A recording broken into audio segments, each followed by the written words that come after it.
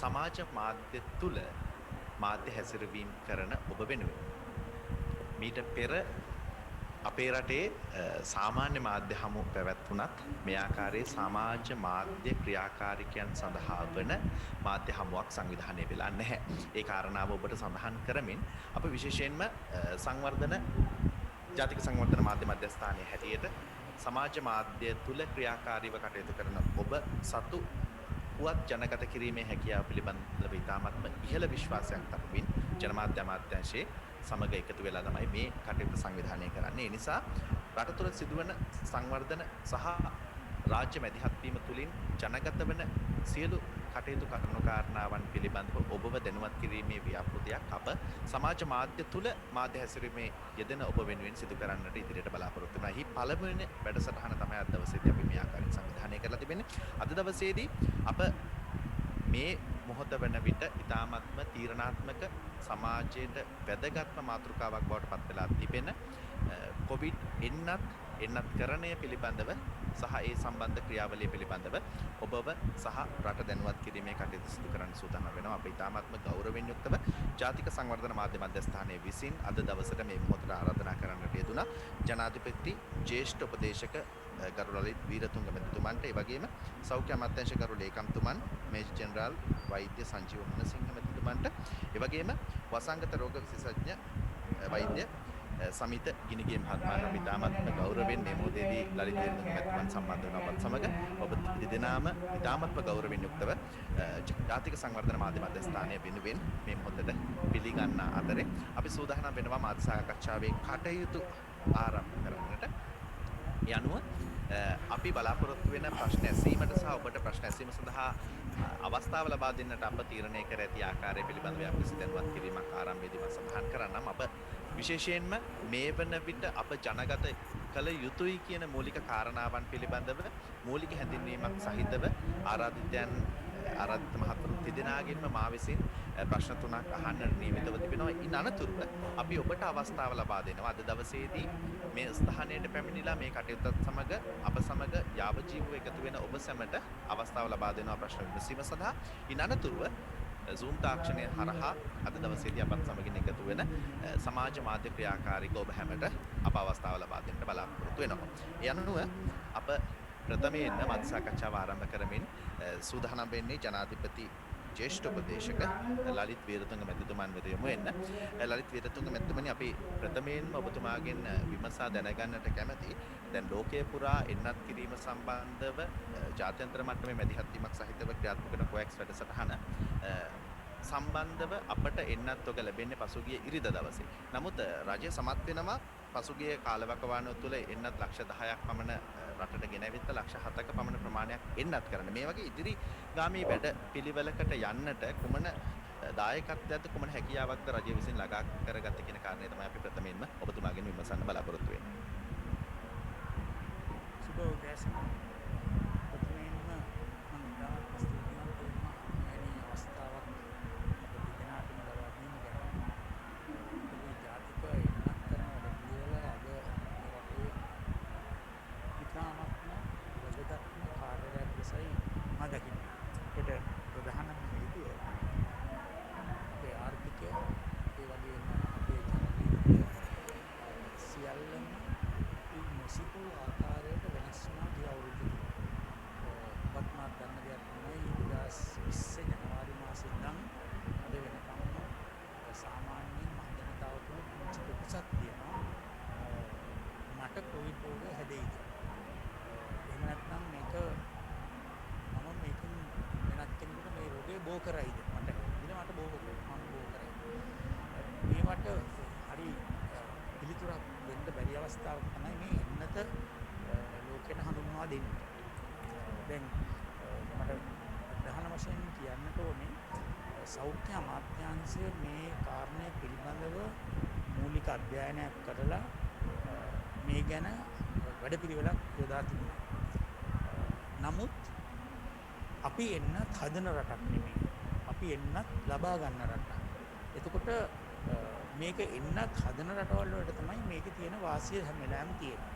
ඔබ දන්නවා අමරිකා එක්සත් ජනපදයේ හැදුනා ෆයිසර් එන්නත, මොඩර්නා එන්නත, ඒ වගේම ඇස්ට්‍රාසෙනකා ඔක්ස්ෆර්ඩ් ඇස්ට්‍රාසෙනකා කියන එක එංගලන්තේ පර්යේෂණ කරලා ඒක වෙනත් රටවල් වලට නිපදවීමේ අවසරය දුන්නා.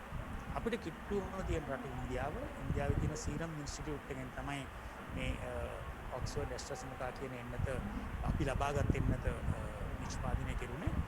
දැන් මේ කාර්යභාරය කෙරෙද්දී ගෝඨාභය රාජපක්ෂ ජනාධිපතිතුමන් පත් කරා කාර්යසාධන බලකායක්. ඒ පත් කරේ 2020 දෙසැම්බර් 28 වෙනිදා. දෙසැම්බර් 28 වෙනිදා ඉඳලා අපිට ඉස්සෙල්ලම එන්නත් ඔගේ ලබා ගන්නට පුළුවන් වුණේ 2021 ජනවාරි 28 වෙනිදා. මම හිතනවා මේක අපේ සාමූහික ජයග්‍රහණයක් කියලා. සාමූහික ජයග්‍රහණයක් කියන්නේ මේකට එක කණ්ඩායමකට මේ වෙලා බෑ. එක පැත්තකින් අපිට දේශපාලන නායකත්වයක් ඉහළින්ම තිබුණා. මොකද ජනාධිපතිතුමා මේ කොවිඩ් හැදින්න වෙලාවෙ ඉඳන් මේ රටේ පුරවැසියන්ට දිනපතාම මේ ගැන සොයා බැලුවා. විද්‍යාන සමාර්ගයෙන් හමුදාපතිතුමාගේ ප්‍රධානත්වයෙන් පත් කරන ලද කාර්යසාධන බලකායෙන් සහ සෞඛ්‍ය අමාත්‍යාංශයෙන් මේ පැති තුනෙන්ම කොහෙන්ද මේක පැතිරෙන්නේ, කොහොමද මේක පැතිරෙන්නේ, ඔබත් මාත් දන්නවා අපි එක තැනකදී බොහෝම අඩු තත්ත්වයකටම ඇවිල්ලා ඉහළම තැනක හිටියා. නමුත් අවාසනාවකට පුංචි අතපසුවීමක් නිසා මේක නැවත වරක් ඇති වුණා. ඒකට දැන් එන්නත තමයි අපිට තියෙන ලොකුම අයිය. දැන් මේ කාර්යසාධන බලකායේ කාර්යභාරය උනේ මොකද්ද අපි ලබාගත්ත යුතු එන්නත. එක පැත්තකින් අපි තීරණය කරන්නේ. ඒ තීරණයට අපිට එන්න පුළුවන් වෙන්නේ සෞඛ්‍ය අමාත්‍යාංශයේ උපදෙස්, එන්නත්කරණය පිළිබඳ උපදෙස්, ඊළඟට ජාතික ඖෂධ නියාමන අධිකාරිය National Medicine Regulatory Authority. ඒක තමයි අපේ රටේ තියෙන ප්‍රධානම ආයතනය. අපිට ඖෂධයක් ගෙන්නන්න බෑ, එන්නතක් ගෙන්නන්න බෑ ඒ අවසරේ නැතුව. ඒතකොට ඒ අවසර ඔක්කොම ලැබුණොත් පමණයි අපිට එන්නතක් ගෙන්නන්න පුළුවන්. ඒතකොට ඒ අවසරය ලබා දෙන විශාල ක්‍රමවේදයක් තියෙනවා. ලෝකේ වෙනත් ආයතන තියෙනවා මෙවැනි අනුමැතිය දෙන නිර්ණායක මේ සියල්ල බලන. එතකොට අපිට ප්‍රථමයෙන්ම අවසරය ලැබුණේ ඔක්ස්ෆර්ඩ් ඇස්ට්‍රාසෙනිකා කොවිෂීල්ඩ් කියන මේ එන්නත ලබා ගන්න. ඒක උපදවන්නේ ඉන්දියාවේ. නමුත් මෙහි මූලාරම්භය තියෙන්නේ ඉංගලන්තයේ ඔක්ස්ෆර්ඩ් සරසවියේ. එතකොට මේ ලබාගත් එන්නත තමයි ඔබත් මමත් අතරේ තාම සමහර පුරවැසියන් තාම එක බලාගෙන ඉන්නවා වෙනකන් අපිට දැනට හම්බ වෙලා තියෙනවා 1 මිලියනයක් අර කොවැක්ස් කියන එක. කොවැක්ස් කියන්නේ මේ ලෝක සෞඛ්‍ය සංවිධානය ඇති කරන විශේෂ ක්‍රමවේදයක්. It's a special vehicle to provide vaccines to the whole world. එතකොට ඒගොල්ලෝ ආයෝජකයින්ගෙන් ගල්ලාගෙන පර්යේෂණ වලට බල යොදවලා විද්‍යාඥයින් සමග එකතු වෙලා කොවැක්ස් එකේ කාර්යභාරය එකයි, විශාල කාර්යභාරයක් කොවැක්ස් එක කරන්නේ. ඒ පැත්තෙන් ආවම අපිට ඉස්සෙල්ලම හම්බුණා 264,000ක් එකම එන්න තමයි දැනට අපේ රටේ තියෙන තාම එක එන්නතක් අපි පාවිච්චි කරන්නේ. මේ ඔක්ස්ෆර්ඩ් ඇස්ට්‍රාසෙනිකා කියන එන්නත මෙන්න මේ ආකාරයට තමයි මේ වෙන්නේ. මම හිතන්නේ අපේ වෛද්‍ය සමිතියේ මහත්මයාත් වෛද්‍ය සංජීව සිංහ මහත්මයාත් ඔබට තවත් මොකක් විස්තර කියයි. ඔබ මොන දෙනෙක් එන්නත් කරලා තියෙනවද මේ ආකාරයට. නමුත් මට ඔබට කියන්න ඕනේ එක පණිවිඩයක් තමයි අපිට ලැබුණු පළවෙනි ලක්ෂ 5. ඒක අපිට ත්‍යාගයක් වශයෙන් ලැබුණා. ඒ ත්‍යාගය ලැබෙන්න ප්‍රධානම හේතුව තමයි ජනාධිපති ගෝඨාභය රාජපක්ෂ මැතිතුමන් කරන ලද ඉල්ලීම. මොකද මේ සීරම් ඉන්ස්ටිටියුට් කියන එක කොච්චර හැදුවා ඒ හදන එන්නත් ඒගොල්ලන්ට හිතුමතේ පිටරටවල් වලට යවන්න බෑ. එහෙම තියෙනවා ඉන්දියාවේ නීතියක්. ඉන්දියාවේ තියෙන නීතිය තමයි ඒ යවන එන්නත් ඔබවලට ඒගොල්ලෝ ගන්න ඕන අපනයන බලපත්‍රයක්. එක්ස්පෝර්ට් පර්මිට් එකක් ගන්න. ඒතර එක්ස්පෝර්ට් පර්මිට් එකක් දෙන්නේ නැහැ ඒගොල්ලෝ ඉන්දියාව මේ ඉන්දියන් රජය අනුමත කරන රටවල් වලට පමණයි යවන්නේ. ඒක ඒගොල්ලන්ගේ ඇතුළත අභ්‍යන්තර ක්‍රමවේදයක්. ඒක අපිට ප්‍රශ්නයක් නෙමෙයි. නමුත් අපිට මේ අවස්ථාව ලැබුණා 16 වෙනිදා තමයි ජනවාරි 16 වෙනිදා තමයි ඉස්සෙල්ලාම ඉන්දියාව පටන් ගත්තේ එන්නත් කරන්නේ කරන්න. they are roll out started on 16th of January. එදා ඉඳන් ඒගොල්ලෝ කරගෙන යන අතරතුර අපිට මේක 28 වෙනිදා ලැබුණා. 29 වෙනිදා අපි මේ කාර්යය පටන් ගත්තා. එතකොට මෙන්න මේක තමයි මේ මට මූලික වශයෙන් කියන්න තියෙන කාරණා. නමුත් මට තවත් දෙයක් කියන්නට ඕනේ. මේ ඇස්ට්‍රාසෙනෙකා එන්නතේ මිලියන 1.5ක් මාත්‍රා අපි ඇනවුම් කළා තියෙනවා සීරම් ඉන්ස්ටිටියුට් එකේ. ඒක සඳහා අපිට ලක්ෂ 5කට විතරයි මුදල් ගෙවන්න කිව්වේ මුලින්. ඒගොල්ලන්ගෙම මේ ඉල්ලීම. ඔබ මුලින් ගෙවන්න ලක්ෂ 5කට. ඊටු 10 දෙනකොට මුදල් ගෙවන්න. මොකද ඒගොල්ලෝ කැමති නැහැ මුදල් තියාගෙන මේ ඇනවුම තියාගෙන මම හිතන්නේ ඒක මේ ethically not right නේ ඒගොල්ලන්ගේ මේ ප්‍රතිපත්ති වලට අනුකූල නොවන්න පුළුවන් නිසා. ඒ නිසා අපි බලාපොරොත්තුව සිටිනවා ඊළඟ ලක්ෂ 5 ලැබෙන්නේ කවදද කියන එක. නමුත් මට තියෙන තොරතුරු සහ සියලු දෙනාම දන්නා පරිදි ඒ පොරොන්දුවක් දීලා තියෙන්නේ ඉන්දියන් රජයත් මේකට නැතිවත් වෙනවා. ඒ නිසා මම හිතනවා මේ ඉතුරු දෙවනි ලක්ෂ 5 ඊළට ගන්නා දෙවනි ලක්ෂ 5 අපිට ලැබෙයි කියලා මුදුරේදීම මගේ කාලපරාසය නම් සාමාන්‍යයෙන් සති දෙකක් ඇතුළත අපිට ලැබෙයි කියන විශ්වාසය මා තුළ තිබෙනවා. ඒ අතරතුර ඔබ දන්නවා දැනටමත් ස්පුට්නික් කියන රුසියන් ගැමෙලියා ඉන්ස්ටිටියුට් කියන ආයතනය නිපදවන රුසියන් එන්නත අනුමත කරා. ඒක අපේ ජාතික ඖෂධ නියාමන අධිකාරිය සඳුදා ඒ සඳහා නිකුත් කරා අනුමැතිය. එතකොට මේ එන්නතත් දැන් අපිට මේ ලැබෙන්න නියමිතයි. දැන් මේ මාත් සමග කරන ලද දුරකථන සාකච්ඡාවකදී ලංකාවේ සිටින කොළඹින් රුසියන් තානාපතිතුමා සඳහන් කරා ඉක්මනටම එතුමා රුසියන් රජයෙන් ඉල්ලා සිටිනවා කියලා. මොකද මම හිතන්නේ මිත්‍රශීලී රටවල්නේ ඉන්දියාව, චීනය, රුසියාව අපිත් එක්ක අවුරුදු ගාණක් තිස්සේ දැඩි සමජතා තියෙන රටවල්. ඒ නිසා මේ රුසියාවට උවමනාව තියෙනවා අර ඉන්දියාව දුන්නා වගේම පළමුවෙන් ප්‍රධානයක් දෙන්න.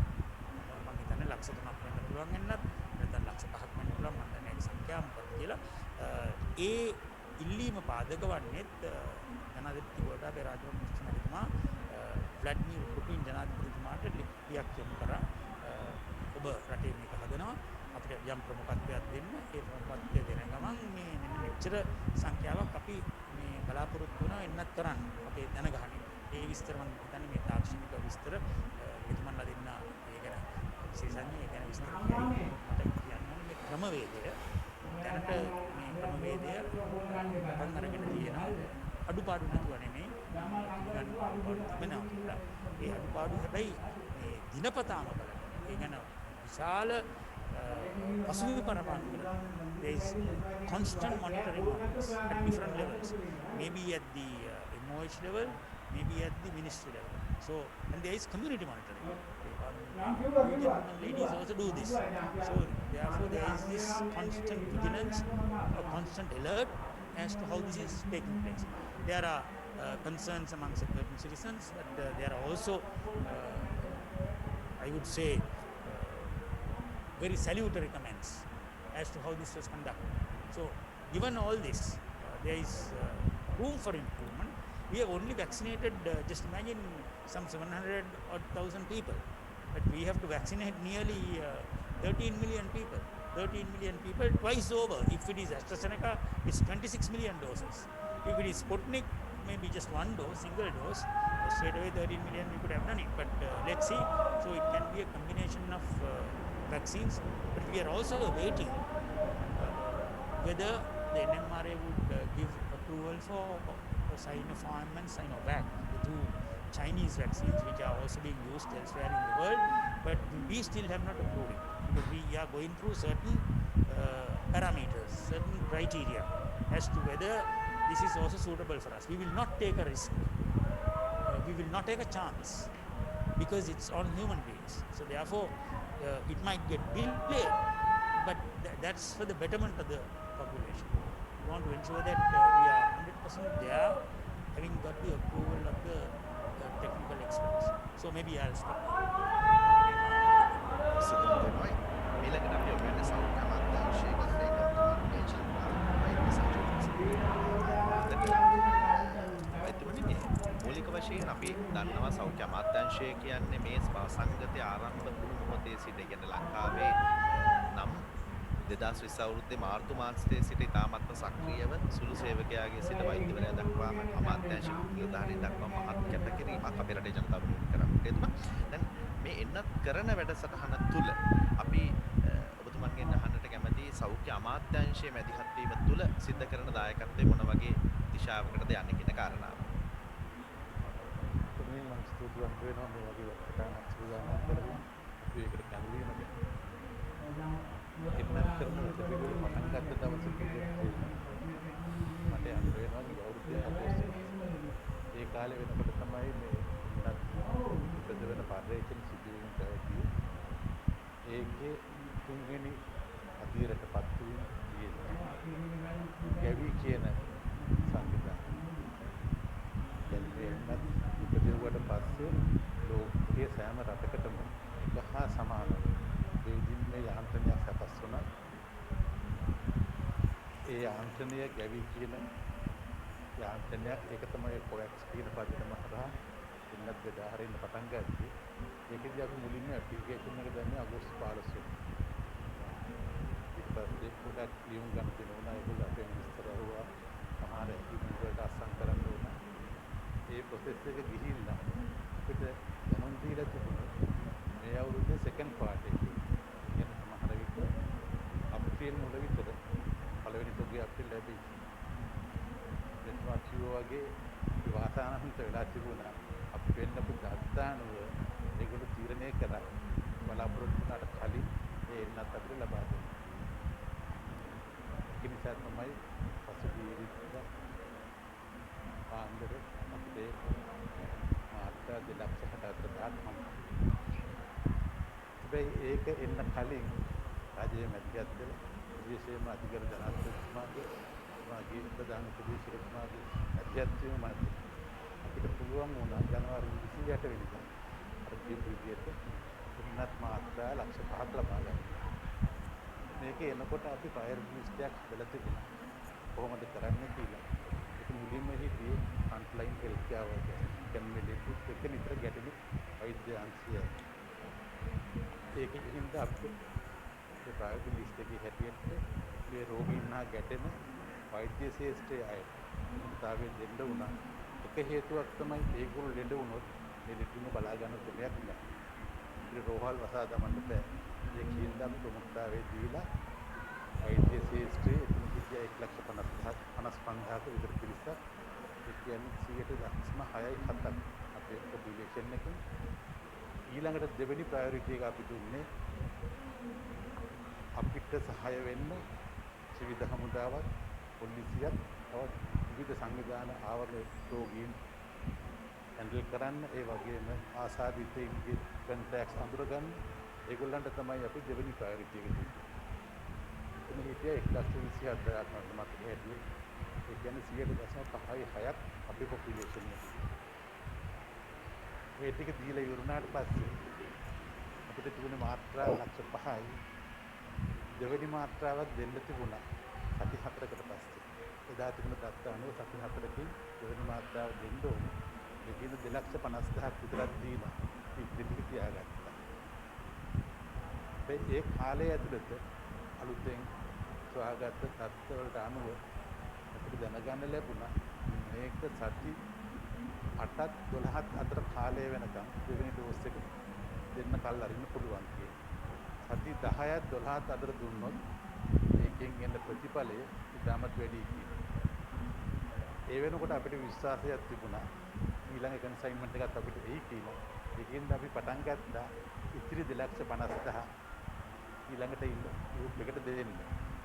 එතෙන්දී අපේ විශේෂඥ කමිටුව වලින් දැනුම් දීමක් කරලා තිබුණා. ලෝකයේ සමස්තයක් වශයෙන් ගත්තොත් ඒගොල්ලන්ගේ ඊළඟ ප්‍රයොරිටි ලිස්ට් එකේ හිටියේ වයස අවුරුදු 60ට වැඩි කට්ටිය. ඒ ලෝකයේ තියෙන දත්තත් එක්ක බැලුවාම අනිත් රටවල් වල අවුරුදු 60ට වැඩි අය වෙන ආබාධ වලින් පෙළෙන අය වැඩි වශයෙන් මේ රෝගයට ගොදුරු වෙලා හිටියා. නමුත් ලංකාවේ දත්ත අනුව බැලුවාම අපිට පෙන්නලා දුන්නා අවුරුදු 60ට වැඩි ශ්‍රී ලාංකිකයෙක්ගේ 9.1ක් විතරයි මේ රෝගයට ගොදුරු වෙන්නේ.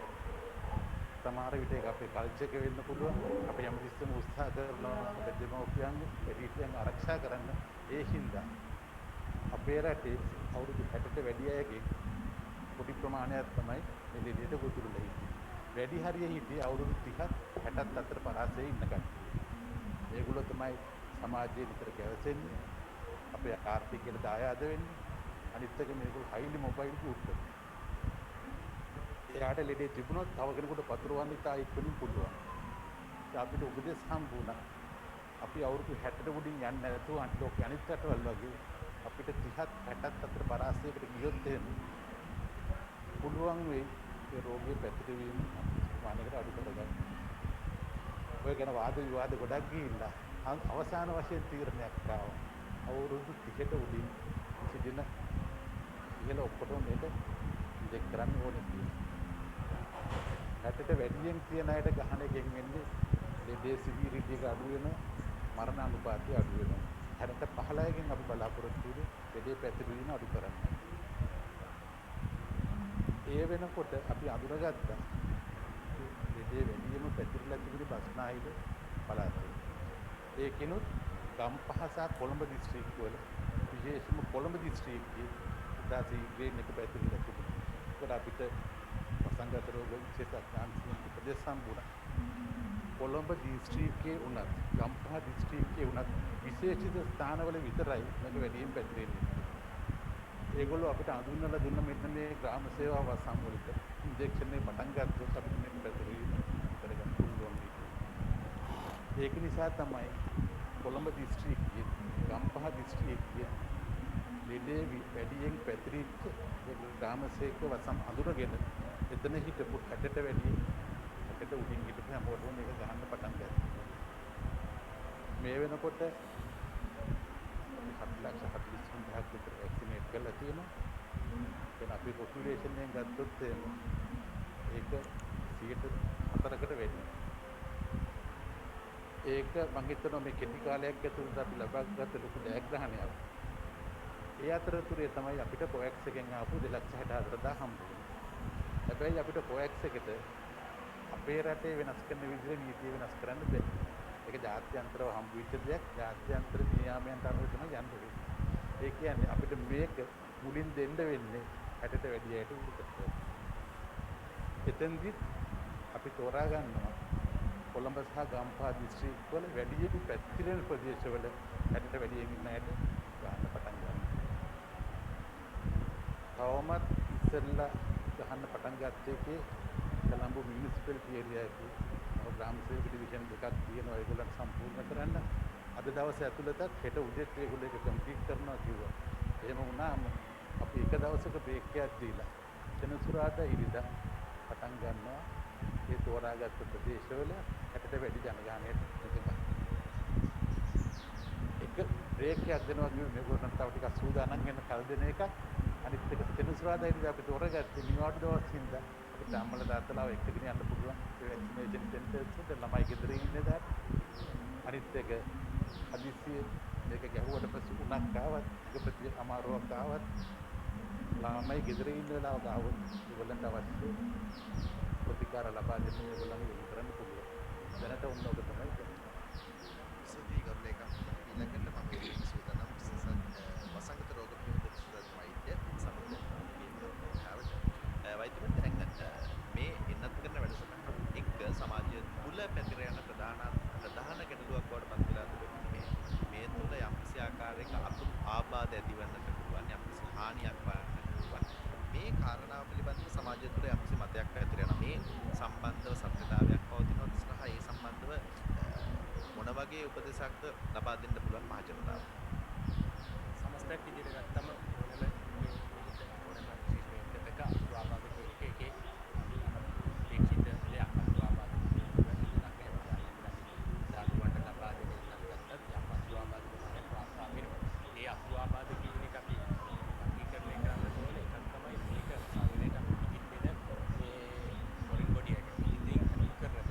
ඒකට අපි ඒකේ ඉන්නත් කරන එකේ බලාපොරොත්තු වෙන්නේ ශරීරයේ තුල ප්‍රතිශක්තිය ඇති කරගන්න. එතකොට අර වෙනත් ආකාරයකින් විසබීජ ඇතිුණා වගේ වෙනත් ක්‍රමයකට ඒක ඉදිකරණය කරලා ඉඳරහම මේ ශරීරයේ ප්‍රතික්‍රියා දක්වනවා. ඒ ශරීර ප්‍රතික්‍රියා දැක්වීමේ ප්‍රතිඵලයක් හැටියට තමයි උඩ සමහරට ආහාර අරුචිය වගේ දෙයක් එන්නට පුළුවන්. ඒකපත නිදිල්ල ඒ වගේ ආබාධ තත්ත්වයන් ඇති වෙන එකදී ඒවා අතුරු ආබාධ හැටියට වර්ගීකරණය කළත් ඒවා CBA කියන්නේ භයානක මට්ටමේ ඒවා නෙමෙයි සාමාන්‍ය පොඩි ළමයෙකුට එන්නත් කරන එකලත් ඒවා අනිවාර්යයෙන්ම අපි හැම එන්නතකටම බලාපොරොත්තු වෙන දේවල්. මේ එන්නතේ සමස්තයක් විදිහට ගත්තම ඒ වගේ සුළු අතුරු ආබාධ අනිවාර්යයෙන්ම එනවා. උඩ ඒකපත නිදිල්ල සමහරලාට ආහාර පාසුව ඒකපත පද්ධතියක් වගේ දේවල් ඒවා තමයි බහුලව වෙන්නේ. ඒක නැතුව කිසිම ඒ කියන්නේ මේක සමස්තයක් විදියට ගත්තම තාමත් ආරක්ෂිත එන්නතක්. මොකද මේක අපි දැන් ක්ලිනිකල් ට්‍රයල්ස් වල දක්තත් අධ්‍යයනය කරලා තමයි අපි ඔක්කොම අධ්‍යයනය කරලා තමයි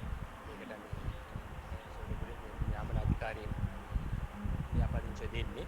ඒ වගේදීත් මේකේ මූලික වශයෙන් අධ්‍යයනයෙන් වෙන පිළිමේ ට්‍රයල්ස් කරද්දී පරීක්ෂණ මට්ටමින් කරද්දී මේ එන්නතේ ඇස්ට්‍රාසෙනිකා එන්නතේ බරපතල ගණේ මෙයා වාතාවරණයක් සිදුලා තිබුණේ නැහැ. ඒතර දැන් අපිට සැකයක් කරම අපිටම තියෙන අපේම දත්ත පද්ධතියක්. මොකද මේ වෙනකොට අපි 7,50,000ක් අපේම පරිපාරිසරික තත්ත්වයන් තුල මේ එන්නත්කරණය කරලා තියෙනවා. ඉතින් අපේ රටේ හොඳ ආවේක්ෂණ පද්ධතියක් තියෙනවා. අපි දන්න ළමයින්ට එන්නත්කරණ කරන එක අපි ලෝකේ එළඹ මට්ටමේ ඉන්න රටක්. ඒ කියන්නේ ඒ වගේම තමයි එන්නත්කරණයේ අතුවාබාධ දැනීම අතිනුත් දියුණු වෙන පවතින රටවල් වලින් මුලින්ම 1995 එවැනි පද්ධතියක් ඇති කරු පළමු රට ශ්‍රී ලංකාව. ඒකද අපිට හොඳ ටයිම් ටෙස්ට් එක කියන්නේ කාලය විසින් පරිණත වෙච්ච මේ හොඳ අතුරුආබාධ ආවේක්ෂණ පද්ධතියක් තියෙනවා. ඒකකොට ඒකේ අපේ වෙනම ඉන්නතක අතුරුආබාධයක් වුණොත් දන්වන ක්‍රමවේදයක් තියෙනවා. ඉතින් ඒ ආකාරයට මේ ඉන්නතේ මේ වාර්තා වෙන හැම අතුරුආබාධයක්ම සෞඛ්‍ය වෛද්‍ය නිලධාරී හරහා වසංගත රෝග විද්‍යාඥ වසංගත රෝග අංශයේ දත්ත පද්ධතියට එනවා. මේක දැන් වෙනකොට අපිට වාර්තා කිසිදු භයානක කියන්නේ ආරාන්තික තත්ත්වයේ කිසිදු අතුරුආබාධයක් වාර්තා වෙලා නැහැ මේ 7,50,000ක් වුණාට පස්සේ.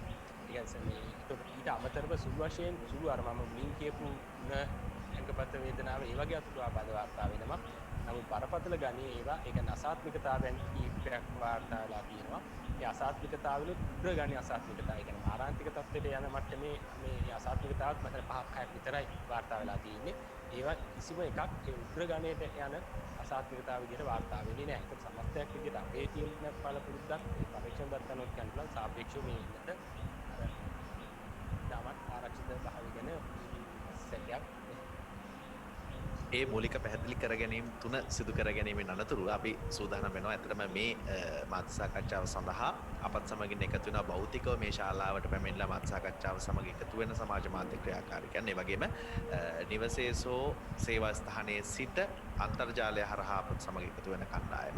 මේ කණ්ඩායම් දෙකටම අද දවසේදී ප්‍රශ්න ඇසීම සඳහා අවස්ථාව අපි ලබා දෙන්න තීරණය කරලා තියෙනවා. ඒ අනුව අපි මේ මොහොතේ මේ ශාලාව තුළ සිට අප සමග එකතු වෙන ඔබට අප අවස්ථාව ලබා දෙනවා ප්‍රශ්න විමසීම සඳහා. එහිදී ඔබ නියෝජනය කරන මාධ්‍ය ආයතනය නොවේ ඔබේ වෙබ් පිටුව, එහෙමත් නැත්නම් YouTube channel එක, එහෙමත් නැත්නම් ඔබ විසින් සමාජ මාධ්‍ය තුළ සිදු කරන Facebook channel එක, මේ කුමන හෝ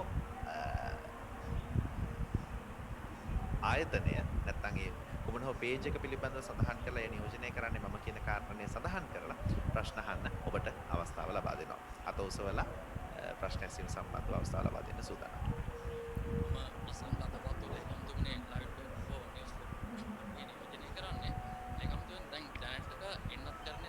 රාජ්‍ය මට්ටමින් මේ පුද්ගලික අංශයට ලබා දීමට ඉදිරියේදී වැඩපිළිවෙලක් ක්‍රියාත්මක කිරීමට යෝජිතයිද? අවම රාජ්‍ය මට්ටමින් තමයි අපි මේක කරන්න බලාපොරොත්තු වෙන්නේ. අවම පෞද්ගලික අංශයට දෙන්න තීරණය කරලා නැහැ. ඉදිරියේදී සමහර විට එන තත්ත්වය අනුව, එන වාතාවරණය අනුව, මොකද මේක අලුත්ම එන්න තමයි.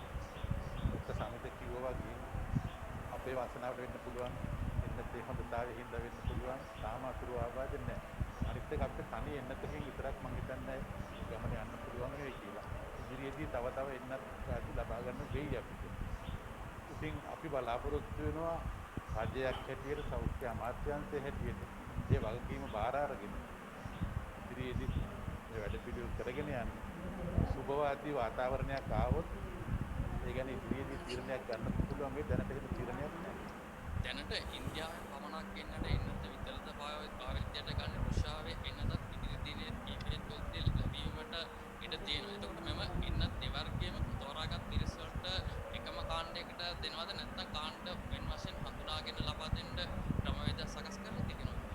දැනට මේ එන්නත පළවෙනි ඩෝස් එක හැටියට ඇස්ට්‍රාසෙනිකා දීලා දෙවෙනි එක හැටියට වෙන එකක් දෙන්න බෑ. ඒකකින්ද එකම එන්නත තමයි ඩෝස් දෙකම දෙන්නේ. අනිත් එක එකම ප්‍රදේශයකදී අපි උත්සාහ කරනවා. අපි කොළඹ දිස්ත්‍රික්කයකට එක වර්ගයක් විතරක් පාවිච්චි කරන අදහස් කරනවා. අලුත් එක ආවොත් වෙන දිස්ත්‍රික්කයකට යන්න බලාගෙන. ඒ අර එන්න තියෙන කන්ෆියුෂන් එක දීමේදී ඇති වෙන්න පුළුවන් කන්ෆියුෂන් එක අඩු කරගන්න තමයි. එහෙම නැත්නම් බැරිම අවස්ථාවක් ආවොත් අපිට පුළුවන් මේ ග්‍රාම සේවක ඩිවිෂන් එකට මේක දෙනවා මේක. අනිත් එක තාම එහෙම භයානක තත්ත්වයක් ඇති වෙලා නැහැ. ඒකෙන්ද අපිට තාමත් පුළුවන් පටන් ගත්ත විදිහට කොළඹ දිස්ත්‍රික්කෙ එහෙම නැත්නම් බස්නාහිර පළාත අස්ට්‍රාසෙනිකා වලින් යන්න වෙන දිස්ත්‍රික්කයකට වෙන පළාතකට අලුතෙන් එන එකක් පාවිච්චි කරන්න. දැන් මේ අතල තියෙන මේ efficacy එක ගන්න. විශේෂයෙන්ම කියයි මම ඒ කියන්නේ ධ්‍යාන කරපු නිසා කියන්නේ efficacy ගත්තොත් සමහරලාට ඉදිරියේදී එන්නත් මේ අපි භාවිතා කරන එන්නත් වලට වඩා සාර්ථක එන්නත් වෙන්න පුළුවන්. 94ක 95ක efficacy එකක් තියෙන්න පුළුවන්. දැන් ඔබතුමා අහපු අනිත් ප්‍රශ්නේ තමයි මට ඒකට එක දෙයක් ඉදිරි කරන්න ඕන. මුලින් අපි කතා බහ කරා පුද්ගලික අංශයට. පුද්ගලික අංශයේ මේ ඕනෑම බෙහෙතකට එන්නතකට උවර නියෝජිතෙක් මෙහි ඉන්නවනේ. ඒ නියෝජිතගෙන් මම ඉස්සෙල්ලම කතා බහ කරලා ඇහුවා ඔබට ගෙන්වන්න පුළුවන්කම තියෙනවා. ඒගොල්ලෝ මට කොහොම පැහැදිලිවම කිව්වේ මැයි මාසේ ජූනි මාසේ තමයි අපිට පුළුවන් වෙන්නේ මේවා ගෙන්නන්න. මට එකෙන් තේරුම් ගියේ දැන් සීරම් ඉන්ස්ටිටියුට් එක වගේ ආයතන මේ පළවෙනි අවස්ථාවේ පුද්ගලික අංශයට දීමට වඩා ඒගොල්ලන්ට ඕනකම තිබුණේ මේවා රජයන්ට දෙන්න.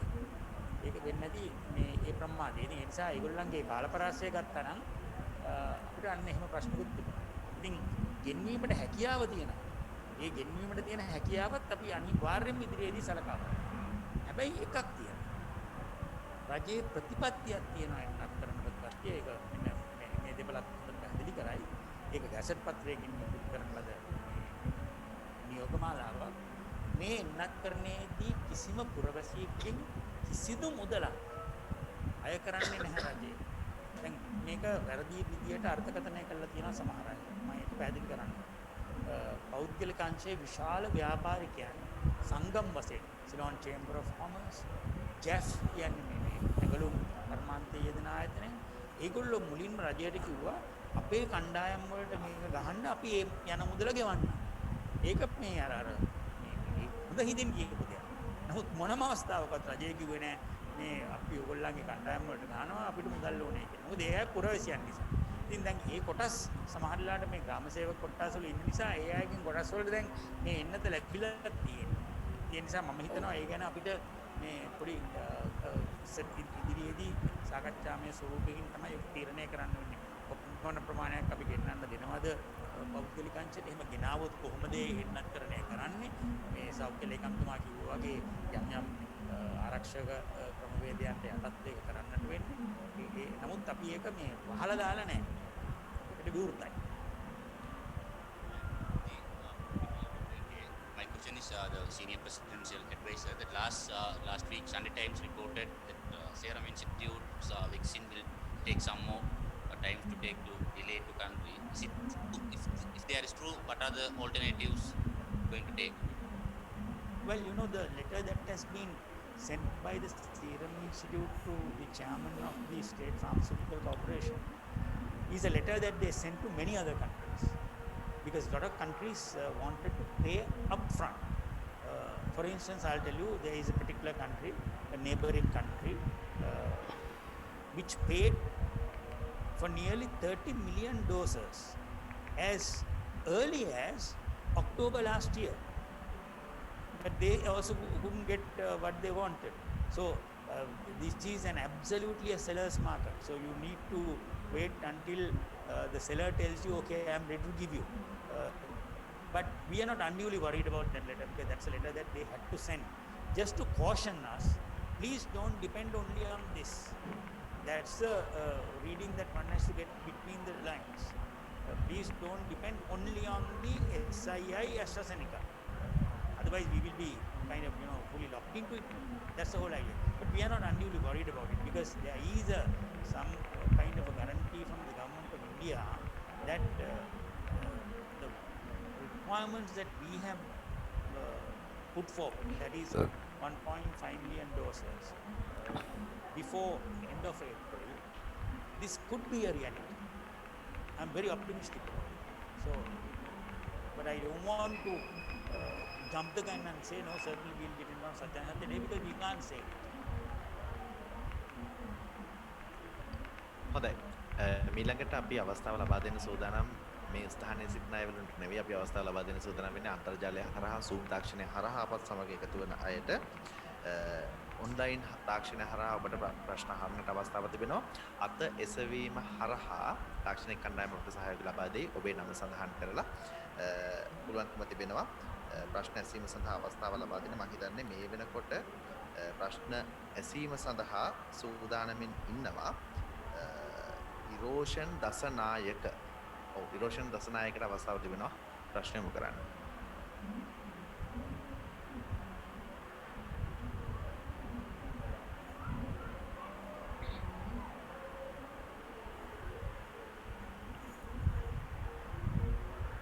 හොඳයි අපිට ඉරෝෂන් සම්බන්ධ කර ගැනීමට අපහසු වෙනවා. ඒත් සමග අපි අවස්ථාව ලබා දෙනවා ශානක ලියනගේ. ශානක ලියනගේ ඔබට අවස්ථාව තිබෙනවා ප්‍රශ්නය විමසන්න. මාව ඇහෙනවද? ඔව්. ඔබ හොඳින් අපට ඇහෙනවා ප්‍රශ්න විමසන්න පුළුවන්. බොහොම ස්තුතියි මේ අවස්ථාව ලබා දුන්නට. මම අත්‍තරම පර්ටිකුලර් මේ ආයතනයක් නියෝජනය කරන්නේ සමාජ ක්‍රියාකාරීත්වයක් අන්තර්ජාලයේ මගේ ප්‍රශ්න ඇත්තටම අපි ගොඩක් වෙලා මොන දෙන ඒ කියන්නේ අපි සංවාදවල ගොඩක් අභියෝගයක් එක්ක මොන දෙන ප්‍රශ්නයක් මේ දවස් විශේෂයෙන් නැගෙන ප්‍රශ්නයක් ඒක තමයි මේ ඇස්ට්‍රොසෙනිකා එන්නත බෙදා හැරීමේදී යම් මහත්මකතා වෙනවා කියන මේ අදහස ඒක ජනප්‍රිය අදහසක් නම් මේ කෙනෙක් අත්තාම සිම්පලිස්ට් මචං ඒක හින්දට දීලා තියෙන්නේ තාම ස්ටාර්ටින් ලෙවල් එකේ තියෙන්නේ ඒ වුණත් අපි ඉගෙන ගන්න ප්‍රොෆෙෂනල් වෙන්න ඕන කියලා අපි අර සමාජ ක්‍රියාකාරීත්වයට අපිට මොකද දෙන ප්‍රශ්නයක් තමයි මේ අනිත් අයට කන්වින්ස් කරන්නේ මේ අපි වල ගැන දැන් මට පුද්ගලිකවත් යම් අත්දැකීම් හම්බෙලා තියෙනවා මේක ඉතින් අර යම් කිසි අර පිළිගත් ක්‍රම වේදයකට සිද්ධ වෙන්නේ නැතුව වෙනත් මෙදිහත් වීම හරහා එහෙම දෙයක් වෙනවා කියන්නේ ඒ සම්බන්ධයෙන් ගන්න පුළුවන් ක්‍රියාමාර්ගය කුමක්ද කියලා මම හිතනවා. අපිට දෙන්න මේකට මට දැනගන්න ලැබුණ සමහර ස්ථානවල ඒ ස්ථානවලට ඇලොකේට් කරපු නැති අය ඇවිල්ලා එහෙම නැත්නම් එන්ටයිටල් නැති අය ඇවිල්ලා වැක්සින් එක ගහගත්ත කියලා. මමත් හොයලා බැලුවා ඒක ගැන. මට පිළිගන්න වෙනවා වැක්සිනේෂන් එක පටන් ගත්ත ගමන් මුලින්ම පටන් ගත්තාම එන්න ප්‍රමාණය අඩු වුණා. ඊළඟ දවසේ වෙනකොට අපි හොඳ ප්‍රචාරයක් දීලා පටන් ගත්තා. ඊට පස්සේ හැමෝම එන්න ගත්තා. අපි නියමිත වෙලාවක් දුන්නත් ඒ වෙලාවට එන්න කියූපය විතරක් නෙවෙයි ඒ ප්‍රදේශයේ හිටපු ඔක්කොම ටික එන්න පටන් ගත්තා. එකපාර ඒගොල්ලන්ට හැන්ඩල් කරගන්න බැරි ප්‍රමාණයක් ආවා. දැන් ඔතෙන්දී අපි එන හැම එක්කෙනාම රෙජිස්ටර් කරනවා. ඒ ක්‍රමවේදය අපි පටන් ගත්තේ මැතිවරණ කොමසාරිස් තුමාගේ තියෙන ඩේටාබේස් එක අපි උපයෝගී කරගත්තා. ඒකෙන් අපි දන්නවා මේ ග්‍රාම සේවක ඩිවිෂන් එකේ ඉන්නේ කවුද කියලා. ඒකේ මේ වයස් පරතරේ ඉන්න කවුද කියලා ඉන්නවා. නමුත් කොළඹ දිස්ත්‍රික්කයේදී අපිට අපිට ගැටලුවකට මුහුණ දෙන්න වුණා. මෙතන සම්ප්‍රහිමි නාම ලේඛනයේ නැති ගොඩක් අය කොළඹ පදිංචි වෙනවා. සමහර අයගේ අම්මලා තාත්තලා ඇවිල්ලා කොළඹ පදිංචි වෙලා ඉන්නවා. සමහර අයගේ නෑදෑයෝ ඉන්නවා. ඊළඟට රැකියාවක් කරන්න බෝන්ඩ් වෙලා ඉන්නේ. අපි ගහනකොට ග්‍රාම සේවක ලිස්ට් එකේ ඉන්න අය විතරක් නෙවෙයි අනිවාර්යයෙන්ම මේ ප්‍රදේශයේ පදිංචි වෙලා ඉන්න අයට ගහන්න ඕනේ. එතකොට ලිස්ට් එකේ නැතුවත් දැනට తాවකාලිකව හරි පදිංචි වෙලා ඉන්න අය අපිට අපේ ලිස්ට් එකට එකතු කරගන්න වෙනවා. ඒ යන ක්‍රියාදාමයේදී සමහර විට බලන් ඉන්න කෙනෙකුට තේරෙන්නේ නැති වරදක් වෙන්නේ නැති කියලා ඒ ඕවර්ක්‍රවුඩින් එකත් එක්ක මුලදී යම් කිසි කන්ෆියුෂන් එකක් කියන්නත් බෑ. අපි බලාපොරොත්තු වෙච්ච නැති ප්‍රමාණයක් අපිට හැන්ඩල් කරන්න වුණා. නමුත් ක්‍රමයෙන් ඒක දෙවෙනි දවසේ තුන්වෙනි දවසේ වෙනකොට අපි ක්‍රමයෙන් ඒක හැන්ඩල් කරා. පහුගිය දවස්වල ගත්තාම ගොඩාක් කමෙන්ට්ස් ආවා. කොහොම සාර්ථකව ඒ වැඩ පිළිවෙල යනවා කියලා. මම ඊයේ හවසත් මීටින් එකක් කෝල් කරා අපි වැක්සින් වලට සම්බන්ධ වෙන ගෲප් එකට කතා කරලා කිව්වේ ප්‍රදේශයක් තෝරගත්තට පස්සේ ඒකේ එක ලේන් එකක් තෝරගන්න. දවසකට ගහන්න පුළුවන් ප්‍රමාණයේ ලේන් එකේ ඉන්නවනම් ඒ ලේන් එකට වෙලාවල් දෙන්න මෙන්න මේ වෙලාවල් ඇතුළත තමයි ඔයගොල්ලෝ එන්න ඕනේ. ඊළඟට ඒ ලේන් එකේ ඉන්නවනම් ගහන ප්‍රමාණයට වැඩි ඒ ලේන් එක දෙකට කඩන්න. අනිත් එක අපි මේකදී බලාපොරොත්තු වෙනවා අපි මේ වෙනසුරාදායිත් ගහන්න යන්නේ වැඩි හිටි කට්ටියට.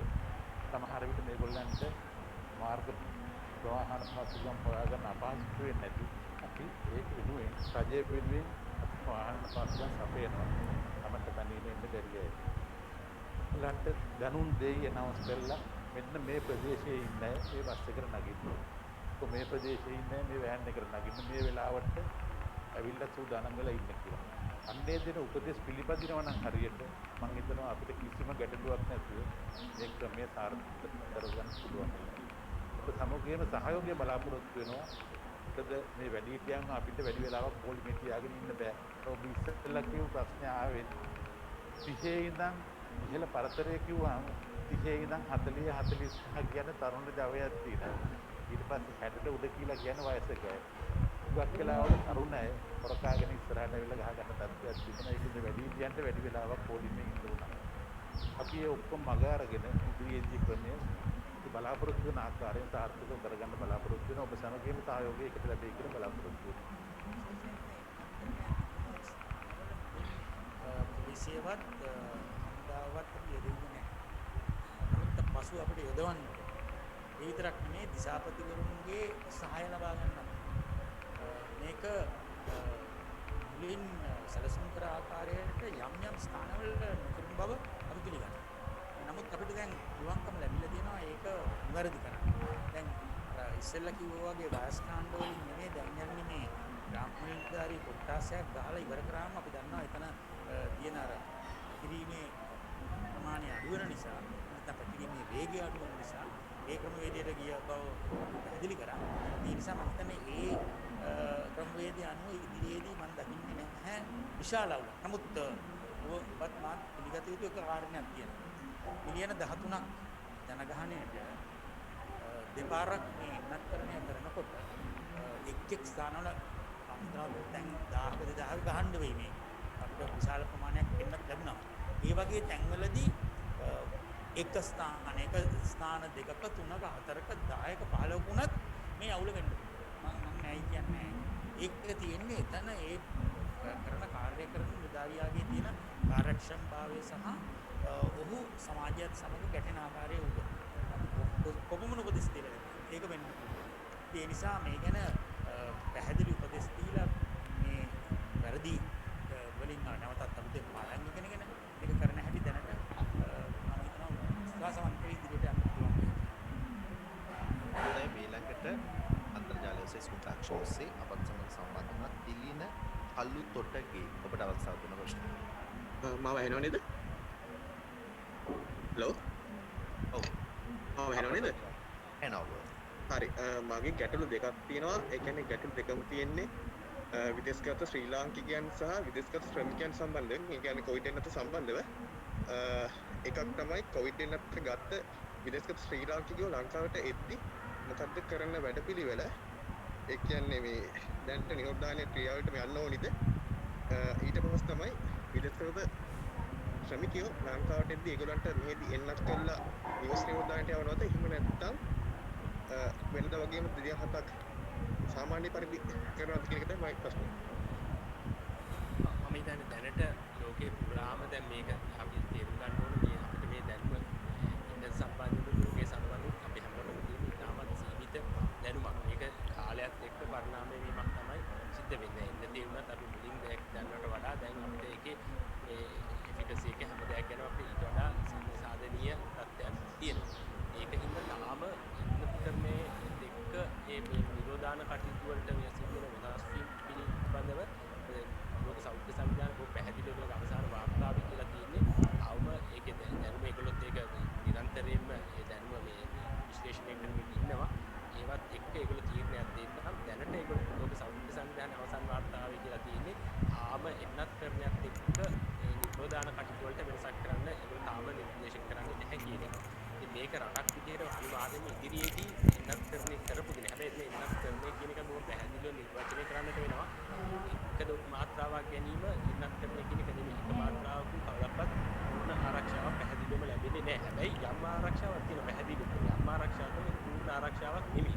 මේකත් අනිත් එක තමයි මේ එන්නත් මාත්‍රා දෙකම ගත්තත් එන්නතෙන් එන්නතට අපේ ශාරීරික තත්ත්වයන් සාධනික තත්ත්වයන් එක්ක කිසි විටක 100% ආරක්ෂිත භාවයක් කිසි දෙයකට බලාපොරොත්තු කියන්නත් බෑ. ඉතින් අපි ඒ සාධකෙත් මේ බලන්නට ඕනේ. ඉතින් ওই දෙක ඒ දෙකමත් බලලා යම් කිසි විදියකට මම අපිට දැන් මේ ක්‍රියාත්මක කටයුතු මේ පිළිබඳ අපි දෙස්ලක්ලා තියෙන මේ පිළිබඳ අධ්‍යයනය කරන්න කියලා වෙනත් රටවල් දැන් කිසිම රටක් තාම ඒ පිළිබඳ ලොකු තීරණ අරන් තියෙන අඩුයි. ඒ අනිත් රටවල් මේ ඉන්නත් කරන එකට තියෙන එක රටේදී වෙනදාන කාර්ය කොහොමද වෙනස් කරලා තියෙන්නේ ඒ පිළිබඳ අපි මේ වෙනකොට අපිත් අධ්‍යයනය කරමින් පවතිනවා. ඉතින් ඉදිරියේදී ඒ පිළිබඳ ඒ ඔක්කොම අධ්‍යයනය කරලා රට අවදානමක් නොවන විදිහේ සාධනීය තීරණයක් ගන්න. හොඳයි මිලකට ලලිත් වීරතුංග මැතිතුමනි ඔබතුමන් දිහාට අපි යන්න කැමතියි. මොකද දකුණු ආසියාව තුළ ඉතාමත්ම ඉහළ වේගයකින් එනත් කරන වැඩ පිළිවෙල ක්‍රියාත්මක වන රට බවට මේ වන විටත් අපි පත්ලත් වෙනවා. ලෝකයේම ගත්තොත් මුලම තිබෙන රටවල් 34 අපි ඉන්නවා. මේ කාරණේත් එක්ක දකුණු ආසියාව තුළ වේගයෙන්ම එන්නත් කරන වෙන රට බවට පත් වෙලා ඒ වගේම එන්නත් කරන්නේ අවසන් වූ රට බවට පත්වීමට අපිට අවස්ථාවක් ලැබෙනවා නම් මේ ක්‍රියාවලිය තුළ අපට ආර්ථිකමය වශයෙන් දිනා ගන්නට පුළුවන් ලබා ගන්නට පුළුවන් වාසසහගත තත්ත්වයන් මොනවද කියන කාරණේ පැහැදිලි කරන්න කියලා ඉල්ලා සිටිනවා. ඉස්සෙල්ලාම මම කියන්න ඕනේ මේ එන්නත් කරන අවස්ථන් වෙන්නේ කවදද කියන එක කියන්න මම හිතන්නේ කාටවත් පුළුවන්. ඒ ප්‍රධාන මෙහෙරුණෝ you are at the mercy of the supplier. ඒ කියන්නේ මේ සැපයුම් කරුවන් මතම රැඳෙන්න ඕන. ඒක යම් හේකින් දැන් බහුගිය දිනක ගියා ලොකු රාවයක් සිරම් ඉන්ස්ටිටියුට් එක ගිනි ගත්තා. සිරම් ඉන්ස්ටිටියුට් එක ගිනි ගත්තා. ගිනි ගත්තේ දැන් මාස දෙක තුනකට ඉස්සෙල්ලා. නමුත් මේ මෑතකදී ගිනි ගත්තා. ඒක හින්දා තවත් හම්බෙන්නේ නැහැ කියලා. නොයෙකුත් මත සහ ප්‍රචාරයන් යනවා. මට ඔබට කියන්නට ඕන යම් ආකාරයකින් අපිට පුළුවන් වුණොත් අපේ මිලියන 13ක් අපි දැන් හඳුනාගෙන තියෙනවා. එහෙම නැත්නම් මිලියන 13ක් පමණ හඳුනාගෙන තියෙනවා. මිලියන 21කින් මේ එන්නද ලබා ගැනීමට සුදුසුයි කියලා. කියන ගර්භණී මාතාවන්, කිලිදෙන මව්වරුන්, කුඩා දරුවන් මේ ඔක්කොම දැන් පාසල් යන වයසේ දරුවන් ඉන්නවනේ මිලියන 4.2ක්. ඒතකොට 21කින් ඒ ගියාම තමයි 16 ගණනක් ඉන්නේ. තවත් ආය කොටසක් අඩුනාම ඒතකොට මිලියන 13කට විතර තමයි මේ එන්නත ලබා දිය යුතු. ඒක තමයි ඒ ගෝල්ල තමයි මේ එන්නත ලබා ගැනීමට සුදුසු. එතකොට මේ මිලියන 13න් අපිට මිලියන 6කට වද්දා ගහ ගන්න පුළුවන්. මිලියන 6කට 7කට මේ එන්නත් දෙකම හරි ස්පුට්නික් එක આવුතින් තනි එන්නතක් ගහලා එතකොට අන්න අපිට කියන්න පුළුවන් මේක ලැබිය යුතු ජනගහනයෙන් 50%කටවත් අපි එන්නත ලබා දීලා තියෙනවා. ඒ විතරක් නෙමෙයි අර අපි කියපු විදිහට ග්‍රාම සේවා කොට්ටාස් මට්ටමින් මේ ග්‍රාම සේවා කොට්ටාස් ඉන්න සියලු දෙනාට මේ එන්නත ගහලා තියෙනවා. එතකොට සම්ප්‍රේෂණය මේක නැවතුණා. ඒ වගේම තවත් පැත්තක් තමයි දැන් අපි ගන්නා මේ වැඩ කරන ජනතාව අපේ රටේ ඉන්න ඒ ශ්‍රම අණ්ඩායම ඒගොල්ලෝ නිරෝගී නේ. එතකොට අපේ අපනයන වලට හානියක් නැහැ. අපේ වෙනත් කර්මාන්ත වලට හානියක් නැහැ. විශේෂයෙන් මම හිතන්නේ මේ නාගරික පළාත්වල. දැන් අපි ගියොතින් ඈතම ගම්වලට ඒ අයට මේ කොවිඩ් නිසා තිබෙන බය හෝ එහෙම නැත්නම් ඒන් තියෙන බාධාවන් ගොඩක් අඩුයි. ඒගොල්ලෝ ඒ ජීවත් වෙන පිළිවෙල අනුව දැන් මෙහි සමාජ දුරස්ථභාවය තියාගන්න බෑ. ඒක ගෙදර කොහොම කිට්ටුවෙන් ඉන්න කණ්ඩායම් නාගරික තල්පත් වාසීන් අතර මේක ඉතාමත්ම තදින් පැතිරෙන්න පුළුවන්. එහෙම පැතිරුණා. එතකොට ඒ සියල්ල අරගත්තොතින් ඒ අය අපිට පුළුවන් නම් ඉක්මනටම මේ වෛරස් රෝගයෙන් මුදවා ගන්න. ඒ කියන්නේ මේ ආරක්ෂණය දෙන්න මං හිතනවා විශාල කාර්යභාරයක් කරන්න පුළුවන්. ඔබ දැනටමත් දන්න දෙයක් තමයි මිලියන 3ක් මිලියන 3ක් නේ ලක්ෂ 3ක් විතර සංඛ්‍යාවක් සංචාරක කර්මාන්තයේ ඍජුව සහ වක්‍ර. ඒතකොට මේ අය සියලු දෙනාම අද සම්පූර්ණයෙන්ම මේ බිමටම වැටලා ඉන්නේ. මේ මිනිසුන්ගේ රැකියාව කරගන්න විදියක් නැහැ. අපි ගත්තොත් රියදුරන්, එතකොට ගයිඩ්ලා, හෝටල් වල වැඩ කරන සූපවේදීන් මේ එකී නොකී සියලුම දෙනා. ඒ විතරක් නෙමෙයි මේ කවුරුහරි සංචාරකයෙක් ආවොත් මොකක්ද පොඩි තැඹිලි ගෙඩියක් විකුණන්නේ හිටපු මිනිහා. එයාටත් අද රස්සාව නැහැ. ඊළඟට අපි කිව්වොත් එහෙම නොයෙකුත් අපේ තියෙන අත්තම් භාණ්ඩ විකුණන අය. ඒ අයට අද රස්සාව. ඉතින් මේ විශාල ප්‍රමාණයකට එක සැරේට මේ රටට සංචාරකයන් එන්න තත්වයකට අපි හදාගත්තොත් අපේ රට මේ සුරක්ෂිතයි. අපේ රටට ආවොතින් ප්‍රශ්නයක් නැහැ කියන තත්ත්වයට ආවොතින් මං හිතනවා අපිට මේ අපි වැටිලා තියෙන අමාරු තත්ත්වයෙන් පොඩ්ඩක් හරි ගොඩ එන්න පුළුවන්. විශේෂයෙන්ම අපේ අපනයන කර්මාන්තයේ වටුණු ඔබත් මාත් දන්න දෙයක් තමයි මේ කොවිඩ් තියෙද්දිත් අපනයන ආදායමේ වෙනසක් වුණේ නැහැ. අපනයන ආදායම වැඩි වුණා ඇත්තට. ගිය අවුරුද්දේ ඒ ගත මේ මාස ඊට පෙර අවුරුදු වල මාස වලට වඩා එක සැසඳුවොත් සමානයි. සමහර මාස වල වැඩි. මොකද මම හිතන්නේ මේ අර සෞඛ්‍ය ආරක්ෂිත ඇඳුම් ආදී ඇඟලුම් කර්මාන්ත ශාලාවලට ලැබුණු නිසා යනවුම් මේගොල්ලන්ගේ ඇඳුම් ටික තියාගත්තා. නමුත් ලෝකයේ සමස්තයක් වශයෙන් ගත්තම මේක විශාල පෙරලියකට භාජනය වෙලා ඉන්න වෙලාවක මේ ශ්‍රමය දෙන කණ්ඩායම් අපිට පුළුවන් නම් ශක්තිමත් කළා මේ රෝගය වුන්ට හැදෙන්නේ නැහැ කියන තත්ත්වයට ගෙනාවොත් මම හිතනවා අපේ ආර්ථිකයේ ලොකු වෙනසක් අපිට දකින්න පුළුවන්. මම හුඟක්ම දකින්නේ නැහැ මේ දැනට කෘෂිකාර්මික කටයුතු වල යෙදෙන ජනතාව වුන් ගම්වල ඉන්නේ වුන් මම හිතන්නේ යම් කිසි ස්වයං ආරක්ෂිත ක්‍රමවේදවල ඉන්න නිසා අර ගැටීම් අඩු නිසා අපිට තියෙන පොකුරු ගත්තොත් ඒ පොකුරුත් එහෙන් නෙමෙයි ඇවිල්ලා තියෙන්නේ. පොකුරු ඔක්කොම එල්ල තියෙන්නේ කොළඹින් ගම්පහින් අලුතරින් ඒ පොකුරු එන්නේ. ඉතින් ඊළඟට වෙනත් දිස්ත්‍රික්කෙන් ආවොත් ඒ නිගරේ දිස්ත්‍රික්කයේ තියෙන නගරකින් එන්නේ. ඉතින් මම හිතනවා මේ කාරණේ ඉතාමත්ම වැදගත් අපේ සිත්තිතවා ගන්න අපේ ආර්ථිකයේ යම් කිසි ආකාරයක සුබවාදී පැත්තකට අනිවාර්යයෙන්ම ගමන් කරන්න පුළුවන් වෙයි මේ එන්නත්කරණය කරගත්තොත්. නමුත් මට කියන්නට අමාරුයි. මම හිතන්නේ කිසිම කෙනෙකුට ඒක කියන්න පුළුවන් කියලා. කවදා මේ එන්නත්කරණය ඉවර කරගන්න පුළුවන් වෙයිද කියලා. ඒක තියෙන්නේ අපි එන්නත් ලබා ගැනීමේ අපිට තියෙන ප්‍රවණතාවය. නමුත් මේ ස්පුට්නික් එන්නත අනුමත වීමත් සමග මට පොඩි සුබවාදී අදහසක් තියෙනවා. මෙන්න අපිට තවත් එන්නතක් තියෙනවා කියලා. මේ ආකාරයට මේ ඉදිරියේදී මම පසුගිය දිනක ලෝක බැංකුව මගින් කරපු මේ වගේ වෙබ් සෙමිනාරයක හිටියා. ඒකේ 5 දෙනා හිටියේ ලෝකෙම මේ ශ්‍රී ලංකාව නියෝජනය කරා මම ඉන්දියාව නියෝජනය කරා සීරම් ඉන්ස්ටිටියුට් එකේ අයිතිකාරයත් මම වගේම ඉන්දියාවේ මේ කාර්යය බාර දීලා තියෙන ඒ කාර්ය සාධන බලකායේ සභාපතිවරයාත් ඊට පස්සේ ලෝක සෞඛ්‍ය සංවිධානයේ ප්‍රධාන විද්‍යාඥයා කාන්තාවක් සහ ගැවි ආයතනයේ CEO සංජීව ගුණසිංහ මහත්මයා සඳහන් කර ගැවි ආයතනය. ඒවා ඔක්කොම මේ සෞඛ්‍යයට සම්බන්ධයි. ඒ වෙලාවේදී ආපු මතවාදය තමයි රටවල් මොනතරම් සූදානම්ව හිටියා. රටවල් වල මොනතරම් හොඳ සෞඛ්‍ය ක්‍රමවේදයන් තිබුණා. ජනතාව මොනතර ආකාරයකට පෙළගැසී හිටියත් මේ සම්පූර්ණ සමීකරණයේම වැදගත්ම කොටස තමයි කොතරම් ඉක්මනට මෙම එන්නත ලබා දිය හැකිද? කවුරු මේ එන්නත ලබා දෙයිද? මේ එන්නත් ලැබෙයිද? දැන් ඔබ දන්න දෙයක් මම මේක කියන්න ඕන. යුරෝප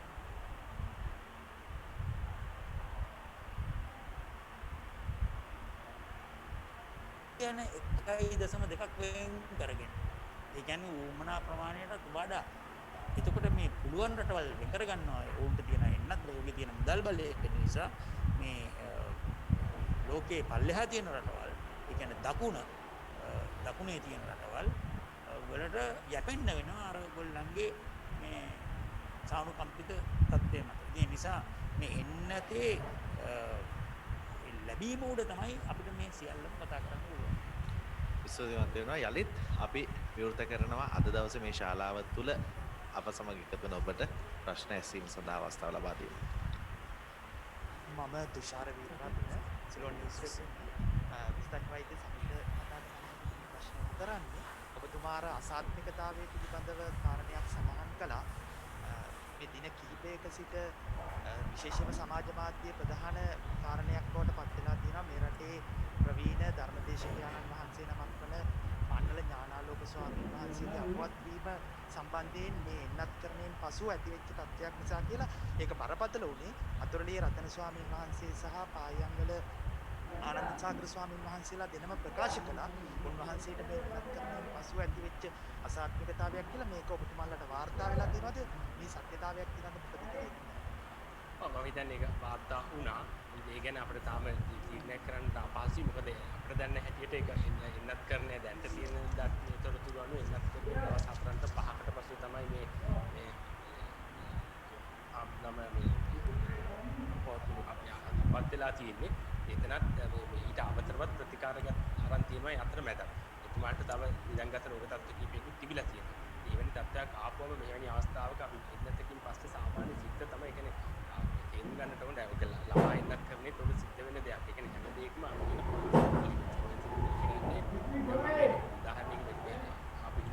පිළිබඳ උදාහරණයක් විදිහට අපේ මරණානුපාතය 8ක් කියන්නේ උපදින දරුවෝ 1000කින් 8 දෙනෙක් අවුරුද්දේ පළවෙනි උපන්දිනේ සමරන්න ඉස්සර මිය යනවා.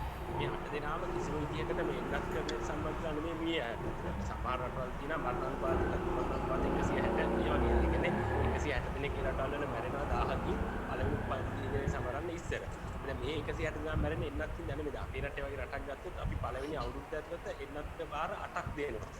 මොන රෝග ගන්න 8යි. ඒ කියන්නේ උදාහරණ වශයෙන් ගත්තොත් දල වශයෙන් මාස දෙකකට සැරයක් හැම දරුවෙකුටම එන්නතක් දෙනවා. ඉතින් එතකොට ওই මැරෙන දරුවෝ 8 දෙනා ගත්තත් මේ එන්නතක් අනිවාර්යෙන් කොහොමිට මේ මාස 8ක් ඇතුළත කාලයත් එක්ක සමානුපාත වෙනවා. ඉතින් එතකොට සාමාන්‍ය සිද්ධ තමයි එන්නතක් කරන් සතියක් හරි දෙයක් හරි ඇතුළත මොනියම් හෝ සංසිද්ධියක් වුණාම සමාජයේ පිළිගැනීම තමයි හොඳට හිතිය කෙනා එන්නත් කරන හින්දා වුණා. ඒක හින්දා තමයි අනිවාර්යයෙන්ම හැම එන්නත් කරන වැඩසටහනකම මේ ආවේක්ෂණ පද්ධතියක් තිබිලා ඒව වාර්තා වුණාම ඒ පිළිබඳ මේ අපි දීර්ඝ අධ්‍යයනයක් කරනවා. ඒ සිද්ධිය සම්බන්ධව අනිවාර්යයෙන්ම මරණ පරීක්ෂණයක් තියෙනවා. ඒත් මේ මරණ පරීක්ෂණයේ වාර්තා ඔක්කොම ලැබෙන්නට ඕනේ. ඒවා ලැබුණට පස්සේ සමහරලාට සමහර නියදී තව ඊට වඩා පරීක්ෂණ අවශ්‍ය නම් ඒ රසායනාගාර වලට යවලා ඒ ඔක්කොම එකතු කරලා ඊට පස්සේ අපේ තියෙන විද්වත් මණ්ඩලයක් ස්වාධීන විද්වත් මණ්ඩලයක් ඉන්නවා මේ පිළිබඳ අධ්‍යයනය කරන. ඒක විශේෂඥ කරුත් මේ 20 දෙනෙක්ගෙන් සමන්විතයි විවිධ විෂය පතයන්. ඒ කියන්නේ වසංගත රෝග විෂය,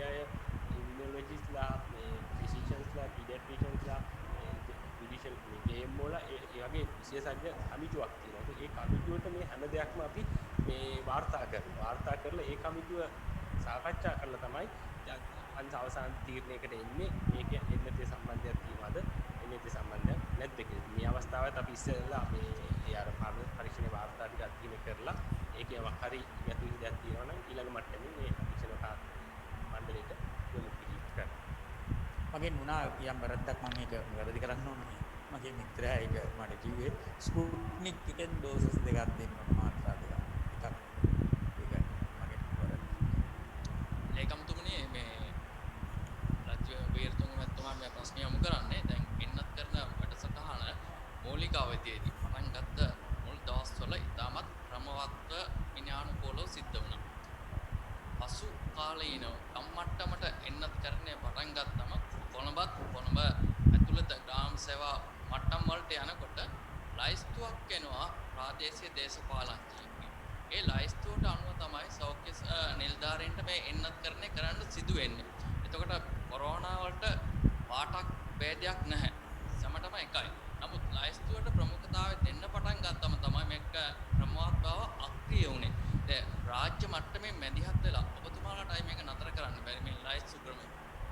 මං ඉස්සෙල්ලත් ප්‍රකාශ කර පරිදි ඊයේ හවස දැන් 7ට විතර ඇති එන්නත් කරන්නේට සම්බන්ධ බස්නාහිර පළාතේ පීඩීලා ආර්ඩීලා රීජනල් එපිඩිමියොලොජි ඔයගොල්ලෝ ඔක්කොම ගෙන්නලා මම කිව්වා කොහොමද වැක්සිනේෂන් එක කරන්නේ මොකද්ද පාවිච්චි කරන ලිස්ට් එක කියලා. පැහැදිලි උපදෙස් දීලා තිනවා. ඒකට පිටින් කවුරු හරි ගියොත් එහෙම එයාට ඒ සම්බන්ධයෙන් අග කියන්න වෙනවා. එයාට ඒකට එයා බැඳිලා ඉන්නවා අපි දෙන උපදෙස් වලට වැඩ කරන්න කියලා. ඉතින් මම හිතනවා ඉදිරියේදී අපි කියන උපදෙස් වලට හරියටම අනුව වැඩ කරයි කියලා මේ වෙනස් කරන්නේ.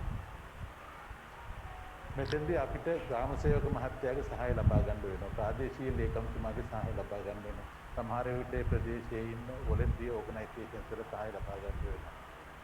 තව අපිට ඉදිරිපත් වෙලා තියෙනවා සංවර්ධන නිලධාරී ගම් මට්ටමේ ඉන්න හැමෝගෙම සහාය ලබා ගන්න වෙනවා. දේශපාලනඥයන්ගේ සහාය ලබා ගන්න දේ මිනිස්සුම උනන්දු කරලා මෙතනට ගෙන්නන්න. හැබැයි මම හිතන්නේ බලපෑමක් කරයි කියලා.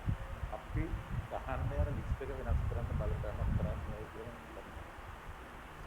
මම ඒකට දෙයක් එකතු කරන්න ඕනේ. ඇත්තටම මේ සමහර මධ්‍යස්ථානවල ඒ සහායට හිටපු ග්‍රාම නිලධාරීන්ටවත් යහුවේ නැහැ. ඒ තරම්ම මේ දැඩි ලෙස ඒක ක්‍රියාත්මක.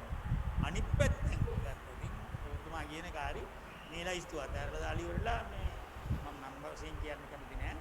මේ එහෙම මේව කර. ඒ නිසා තමයි අපිට උනේ දිසාපතිතුමාට කතා කරලා දිසාපතිතුමාගේ මාර්ගයෙන් ග්‍රාම නිලධාරීව එතන තියලා ආපහු නැවතවරක් සෞඛ්‍ය නිලධාරීන් කැඳවලා ප්‍රාදේශීය සෞඛ්‍ය අධ්‍යක්ෂකවරුන් කැඳවලා ඊයේ සෞඛ්‍ය ලේකම්තුමා මේ කාරණය කරා. ඉතින් ඉදිරියේදී තමයි අපිට වැඩි විශාල ප්‍රමාණයක් කරන්න තියෙන්නේ.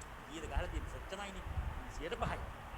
ගහන්න ඕන සුදුසුකම් ලබන කණ්ඩායමෙන් 100ට 5ක් ගන්නවා කියන්නේ ඒකෙත් ඇත්තටම භාගෙනේ. ඒකෝට 2.5යි. ඇත්තටම ගත්තොත් එහෙම බැලුවොත්. ඉතින් ඒකින්ද පුංචි කණ්ඩායමකට ඒක තාම ගැහුවා. ඉතින් අපිට මේක නිවැරදි කරගන්නම වෙනවා.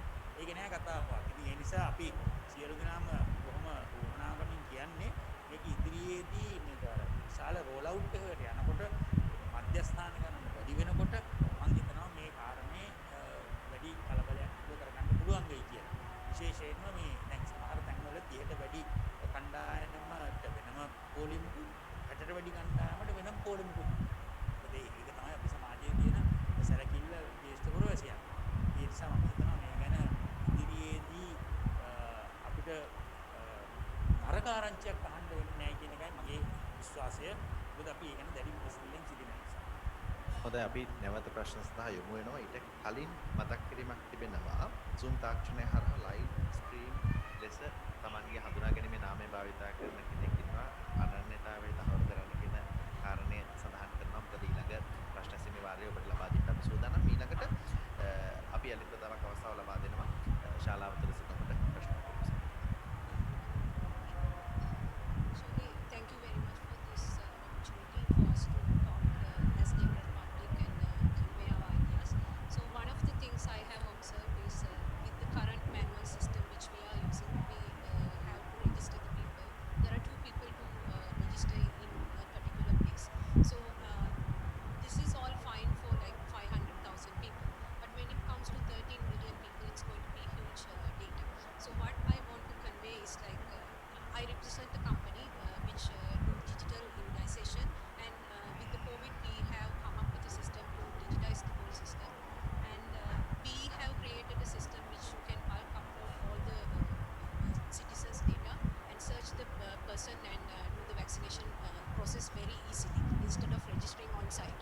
So I just wanted to know as the government, as a country, have we thought about any digital solution, or are there any solutions which you would like to acquire and work on? Because we are very happy to work with the government.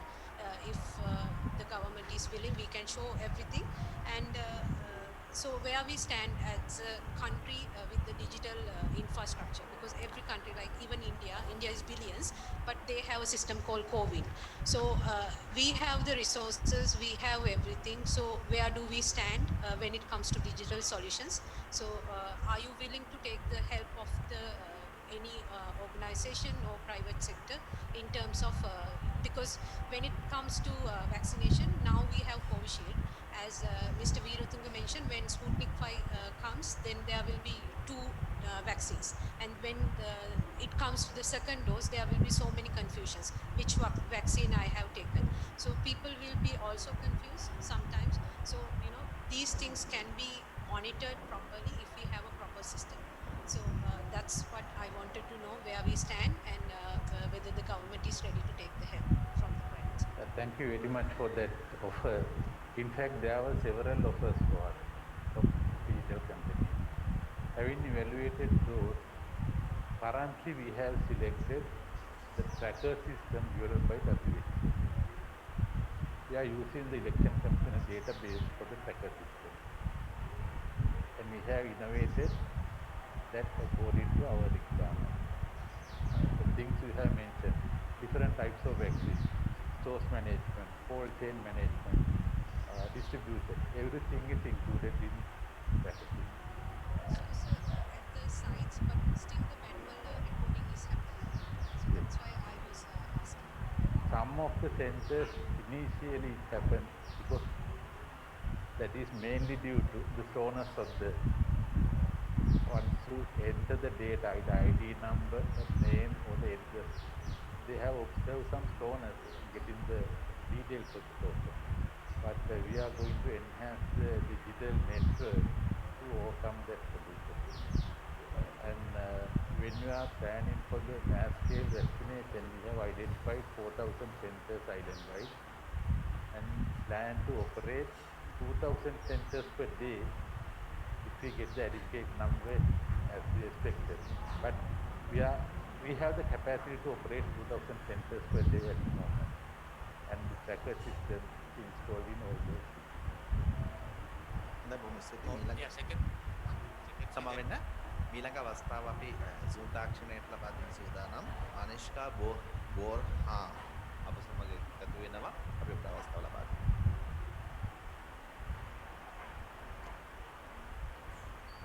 Good morning. I'm Manishka Boram from Citizen Fact Check. My question is, recently we saw an article of BBC Sinhala where they claim that there are VIP vaccination centers. I would like to know if there's any truth to this. Like what? Well, I think both of us will answer, but let me first tell you, there was never a designated VIP center, although some people may have wanted to run a center like that.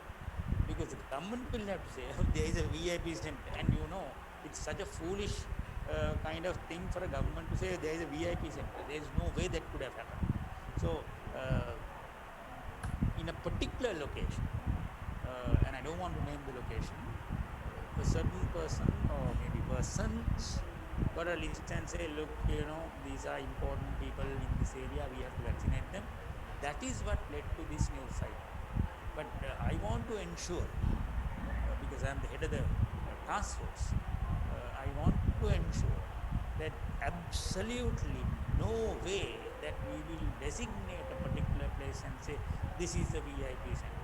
For us, every Grama Nilidhari division is a VIP center. That's how we look at it. Because we want to ensure that, one, we stop transmission. Number two, that we protect people. Well, there are various arguments on this. They say, well, whoever is vaccinated, whether you are first, second or third or the last, anyway you have to be vaccinated. This is not a case where, like admitting children to school, where you deprive someone and put a child in place of that. Of the 13 million, everybody will have to be vaccinated at some point or the other.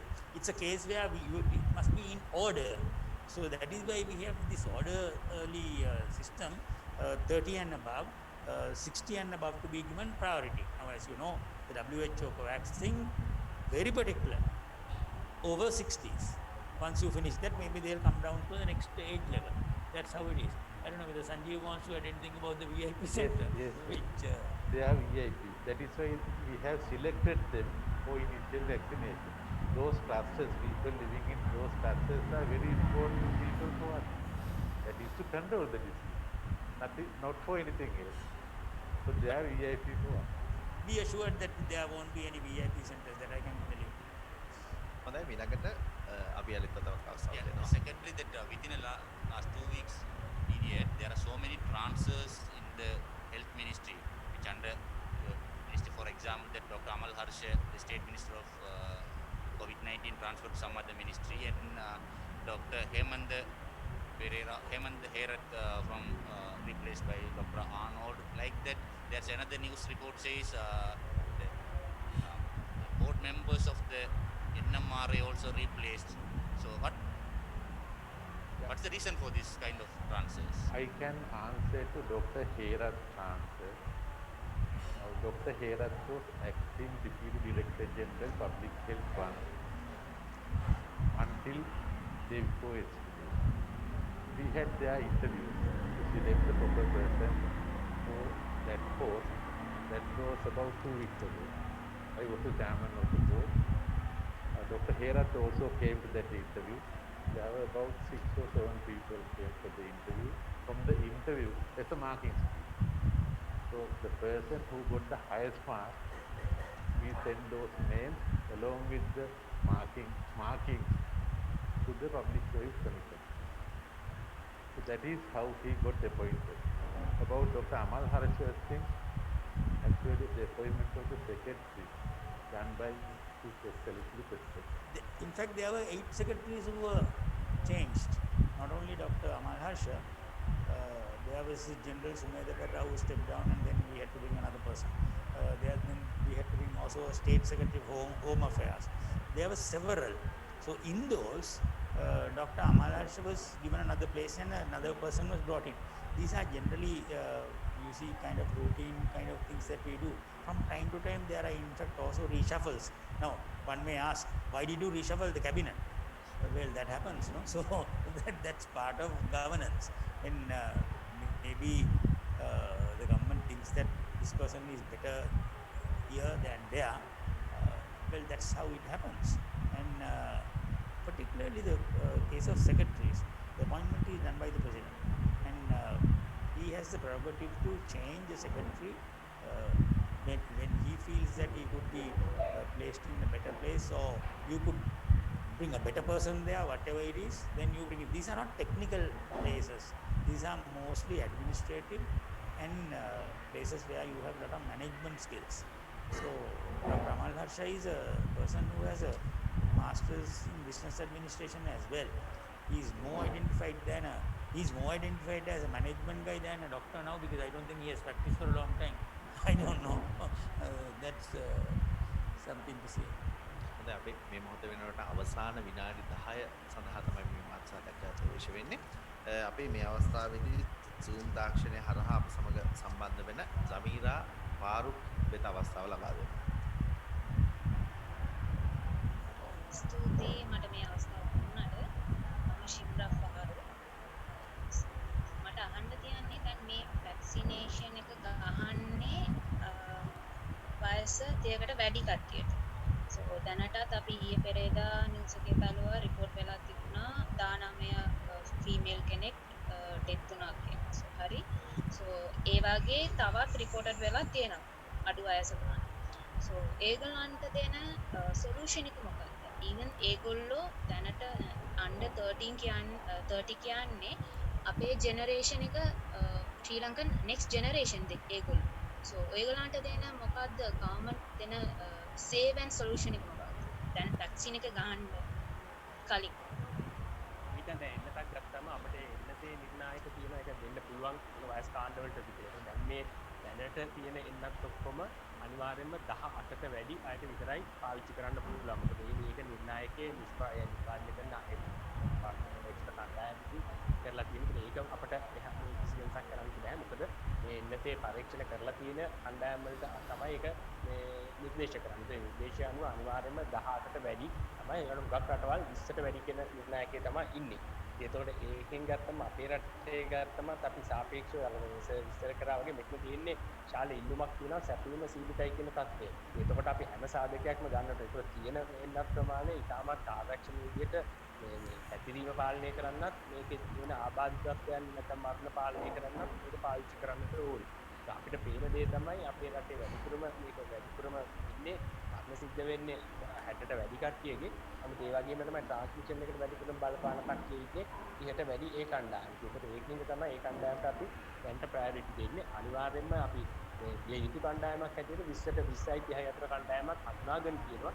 ඉදිරියේදී එන්නත් වල ලැබීම අනුව ඒ කණ්ඩායමත් අපි අනිවාර්යයෙන්ම එන්නත් කරන්නට සලකලා බලන්න. හොඳයි ප්‍රාමස්වාදී. මේ විශේෂයෙන්ම සඳහන් කරන්න ඕනේ දැන් මේ එන්නත ලබා දීමට පසුව ඔබතුමාලා යම් සමීක්ෂණයක් කරනවද? මොකද දැන් එන්නතේ යම් කිසි හෝ ප්‍රවණතාවයක් තිබෙන්න පුළුවන්. දෙවන මාත්‍රාව දීමට පෙර ආතුව ඒ දෙවන මාත්‍රාව දීමට පෙර ආතුව මේ ව්‍යාප්තියේ පාලනයක් හෝ යම් කිසි රෝගය ව්‍යාප්ත වෙන එක පාලනය වෙලා නැත්නම් රෝගය තවදුරටත් එම ප්‍රදේශය තුළ පැතිරීම කොයි විදිහටද ක්‍රියාත්මක වෙන්නේ කියන එක ඔබතුමාලා සමීක්ෂණයක් කරනවද? වගේම දැන් එන්නත දී පුද්ගලයෙක් ඉන්නවනේ. ඒ එන්න දී පුද්ගලයාට දෙවන මාත්‍රාව දෙන්නට කලින් ඒ පුද්ගලයන් ගැන සමීක්ෂණයක් යනවද?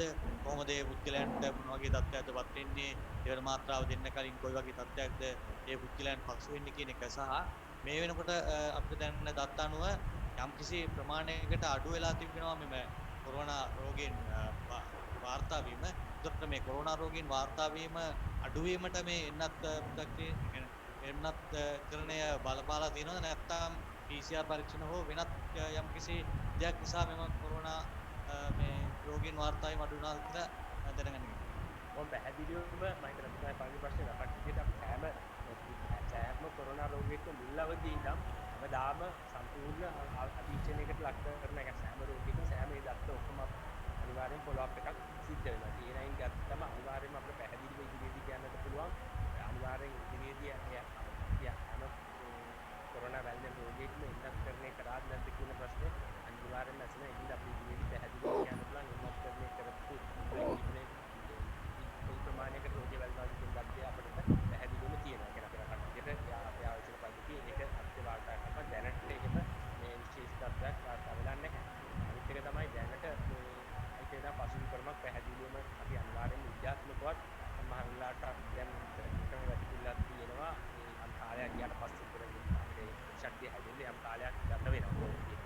සාම්පලයක් ගන්නාට පස්සේ මාත්‍රාවකින් පස්සේ සාම්පලයක් අරගෙන ඔයගේ රුධිර පරීක්ෂණයක් කරලා රුධිරට සීරෝ කන්වර්ෂන් එක එච්චටි කියලා කියලා බැරිදී සලස්මක් පැහැදිලිව තියෙන එක.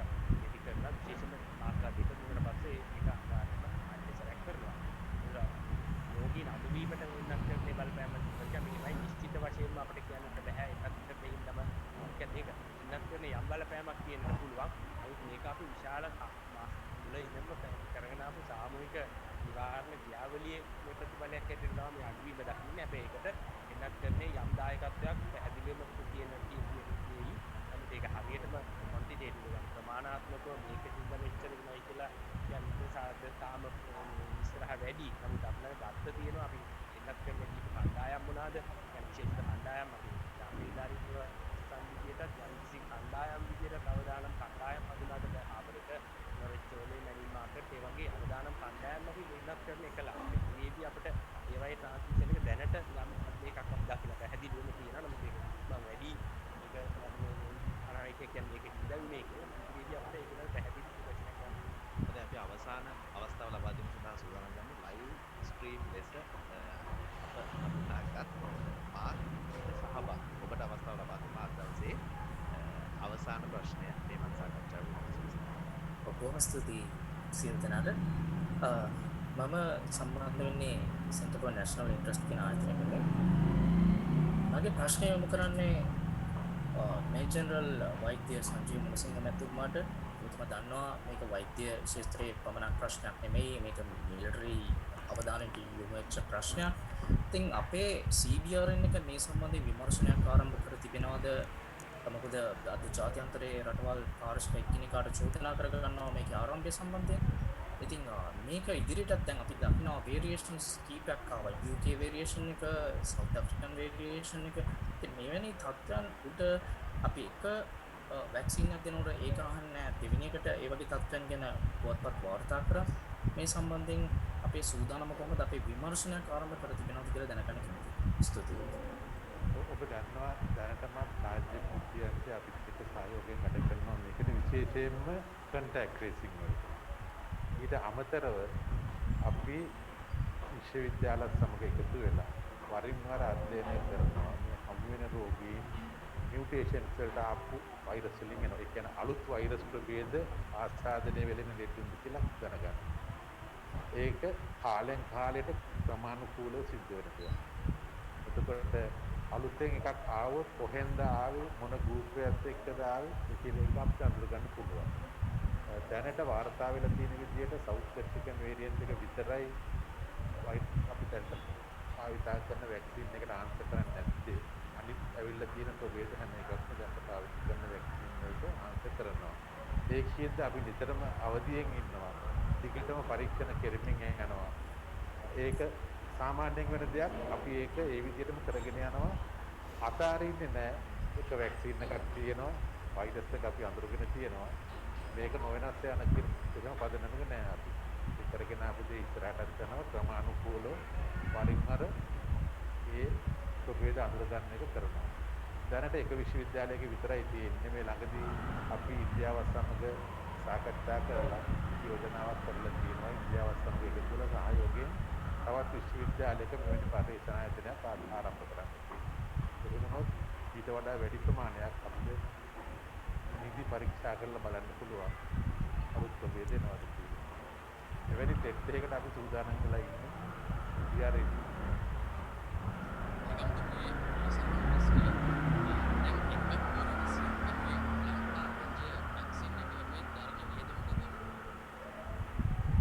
ඉතින් අපි පාවිච්චි කරන ඇස්ට්‍රාසෙනිකා වැක්සින් එක ගේන්නේ $5.2.5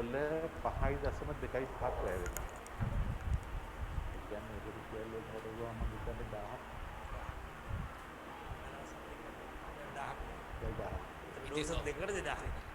ඉදිරියේදී මම හිතන්නේ අපිට නොමිලේ වැක්සින් කිසි රටකින් ලැබෙන්නේ නැහැ. මිලදී ගැනීම තමයි සිදුවන්නේ. මේ සඳහා යොදාගන්නේ මේ කොරෝනා ආරම්භයේදී මුදල්ද එහෙම නැත්නම් ආසියානු සමර්ථන බැංකුවෙන් ආයතන කරලා තියෙන යම් කිසි ණය මුදලක් මතද මේ වැක්සින් එක ගන්න ගන්න. දැනට කොරෝනා අරමුදලේ කිසිදු මුදලක් මේකට යොදාගෙන නැහැ. දැනට අපි යොදාගෙන තියෙන්නේ මහා භාණ්ඩාගාරයේ තියෙන විශේෂ ගිණුමකින්. ඒ කියන්නේ දැන් මේ තියෙනනේ මිසලේනියස් එක්ස්පෙන්ඩිචර් කියලා. යම් කිසි විශේෂ කාර්යයකට නොවන මුදල් වෙන් කරනවනේ අයවැයේදී. ඒ මුදලෙන් තමයි මේක දැනට අපි මේව කරන්නේ. ඒකේ අපිට මුදල් තිබෙනවා. කිසිම මුදල් පිළිබඳ කිසිදු ප්‍රශ්නයක් රජයට අද නැහැ. මීට අමතරව ලෝක බැංකුවත් ආසියානු සංවර්ධන බැංකුව ඒගොල්ලන්ගේ විශේෂ අරමුදලක් විශේෂ ණය අරමුදල. ඒ කියන්නේ ඉතාමත්ම සහන පොලියක්. ඒක අවුරුදු මම හිතන්නේ 15කදී කොහෙද ගෙවන ආකාරයේ මට හරියටම මේ සංඛ්‍යාවල් මතක නැහැ. පුදුම සහනදායි මේ අරමුදලක් ඒ අරමුදල් දෙක. ඒගොල්ලෝ අපිට දැනටමත් ප්‍රකාශ කරලා තියෙනවා ලිඛිතවත් දීලා තියෙනවා. දැනට ලෝක බැංකුවේ මේ රටේ නොයෙකුත් ව්‍යාපෘති වලට මුදල් වෙන් කරලා තියෙනවානේ. දැන් ඒ යම් ව්‍යාපෘති නොකරනවා නම් ඒ මුදලුත් ගන්න. එතකොට අපිට මුදල් පිළිබඳ කිසිම ප්‍රශ්නයක් අපි දකින්නේ නැහැ. මේ වගේ වෙනත් ජාත්‍යන්තර බැංකු. මොකද මේක හියුමැනිටේරියන් ඉෂුව එකක්. ඒ කියන්නේ මානසික ප්‍රශ්නයක් නේ. මේ එන්නත් කරන්නේ වගේ දේවල් වලදී. ඒ ජාත්‍යන්තර බැංකු වලින් අපිට දැනටම මිත්‍රශීලී රටවල් වල කියලා තියෙනවා ඔබට කිසිම යම්කිසි ප්‍රශ්නයක් තියෙනවා නම් මුදල් පිළිබඳ මේකක් තියෙනවා නම් ඒ සඳහා ඕනෑම වෙලාවක සහාය දෙන්න සූදානම්. ඇත්ත වශයෙන්ම අපිට තියෙන අඩුවෙන්ම තියෙන ප්‍රශ්නේ තියෙන්නේ මුදල් ප්‍රශ්නය. ඒ කියන්නේ මුදල් ගැන අපිට කිසි අපි හිතන්නේවත් නැති තරමට ඒක අවදානමක් නැහැ. අපිට තියෙන අවදානම තියෙන්නේ මේක කොයි වෙලාවෙ කොහෙන් ලැබෙයිද කියන එක.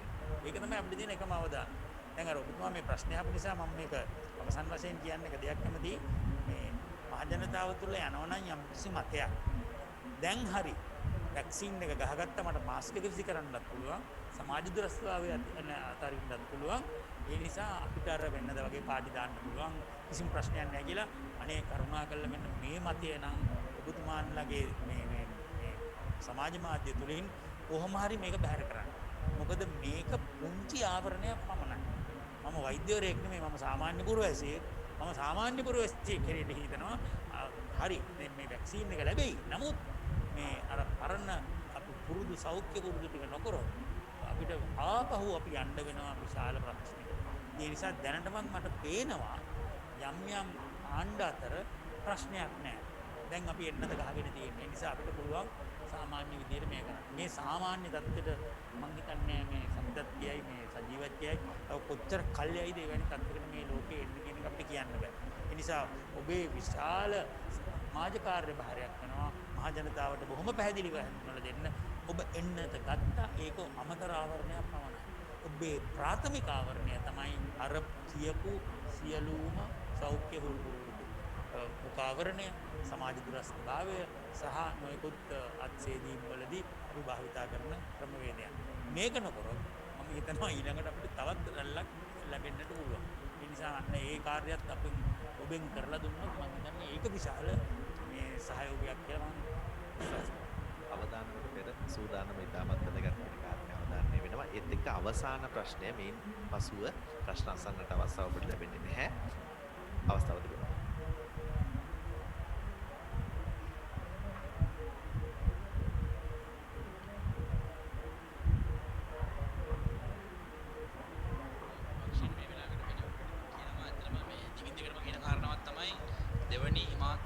සති දෙකෙන් දුන්නේ නැත්නම් වැඩක් නැහැ කියන එක. මේ පිළිබඳව යම් කිසි සත්‍යතාවයක් තියෙනවද? නෑ ඒක කිසිම සත්‍යතාවයක් නෑ. ඉස්සෙල්ලා තිබුණ දත්තානුව දෙවෙනි මාත්‍රාව දෙන්න නියමිතව තිබුණ සති 4කින්. මේ ඇස්ට්‍රාසෙනිකයි. ස්පුට්නික් එකේ ඒක සති 3කින්, ඇස්ට්‍රාසෙනික එකේ සති 4කින්. හැබැයි ඒ ඊට පස්සේ හොයාගත්ත පරීක්ෂණ වලින් කියලා තිබුණ සති 8ත් 12ත් අතර කාලෙකදී දෙන්න පුළුවන්. අන්තිමට ඇවිල්ලා තියෙන දත්ත වලට කියන්නේ සති 10ත් 12ත් අතර කාලෙකින් දුන්නොත් උපරිම ප්‍රතිඵලය. ඒ කියන්නේ ඉමුනෝජෙනිසිටි එක වැඩිව ගන්න පුළුවන් සති 10ත් 12ත් අතර කාලෙකින් දෙන එකයි. හොඳයි බොහොම ඉතර කරන්න කලින් මම ලලිත විරුද්ධ උදාහරණයක් දෙන්න. මේක බයිසිකලේ රයිඩ් එකකට දාපු හෙල්මට් එකක් විතරයි. හෙල්මට් එක දැම්ම කියලා අනිත් කරන්න තියෙන වැරදි ඔක්කොම කරලා ආරක්ෂාවක් කෙරේ නැහැ.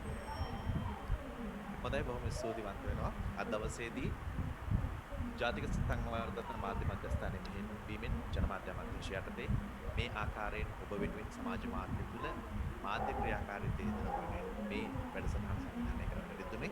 අප ස්තුතිවන්ත වෙනවා ජනාධිපති ජ්‍යෙෂ්ඨ උපදේශක ලලිත් වීරතුංගතුමන්ට, ඒ වගේම සෞඛ්‍ය අමාත්‍යාංශ ලේකම්තුමන් මේ ජෙනරාල් වෛද්‍ය සංජීව විමසිංහ මැතිතුමන්ට, ඒ වගේම වසංගත රෝග විශේෂඥ වෛද්‍ය සමිත ඉනිගේ මැතිතුමන්ට ඔබ දෙදෙනාටම මේ වෙනුවෙන් සම්පත්දායකත්වය ලබා දීම පිළිබඳව, ඒ වගේම උද්‍යෝගිමත්ව තා විශාල පිරිසක් අප වෙතින් අයදුම් කරන්නට යෙදුණා මේ මාධ්‍ය සාකච්ඡාව සඳහා සම්බන්ධ වන්නට. ඒ වෙනුවෙන් අපි ඔබට බෞද්ධිකව සහභාගී වන්නට සහ අන්තර්ජාලය ඔස්සේ සහභාගී වන්නට අවස්ථාව ලබා දෙන්නට කටයුතු කරන්නට යෙදුණා. ඒ වගේම අපිට මතක් කර සිටිනවා මේ ආකාරයෙන් රාජ්‍යමය වශයෙන් ඔබව රටවැසියන්ව දැනුවත් කර යුතු තොරතුරු කරුණු කාරණාවන් පිළිබඳව දැනුවත් කරන්න අප දිගින් දිගටම ජාතික සංවර්ධන මාධ්‍ය මධ්‍යස්ථානයේ මගින් මෙම වැඩ කටයුත්ත ඉදිරියට සිදු කරන බව ඔබට මතක් කරමින් අප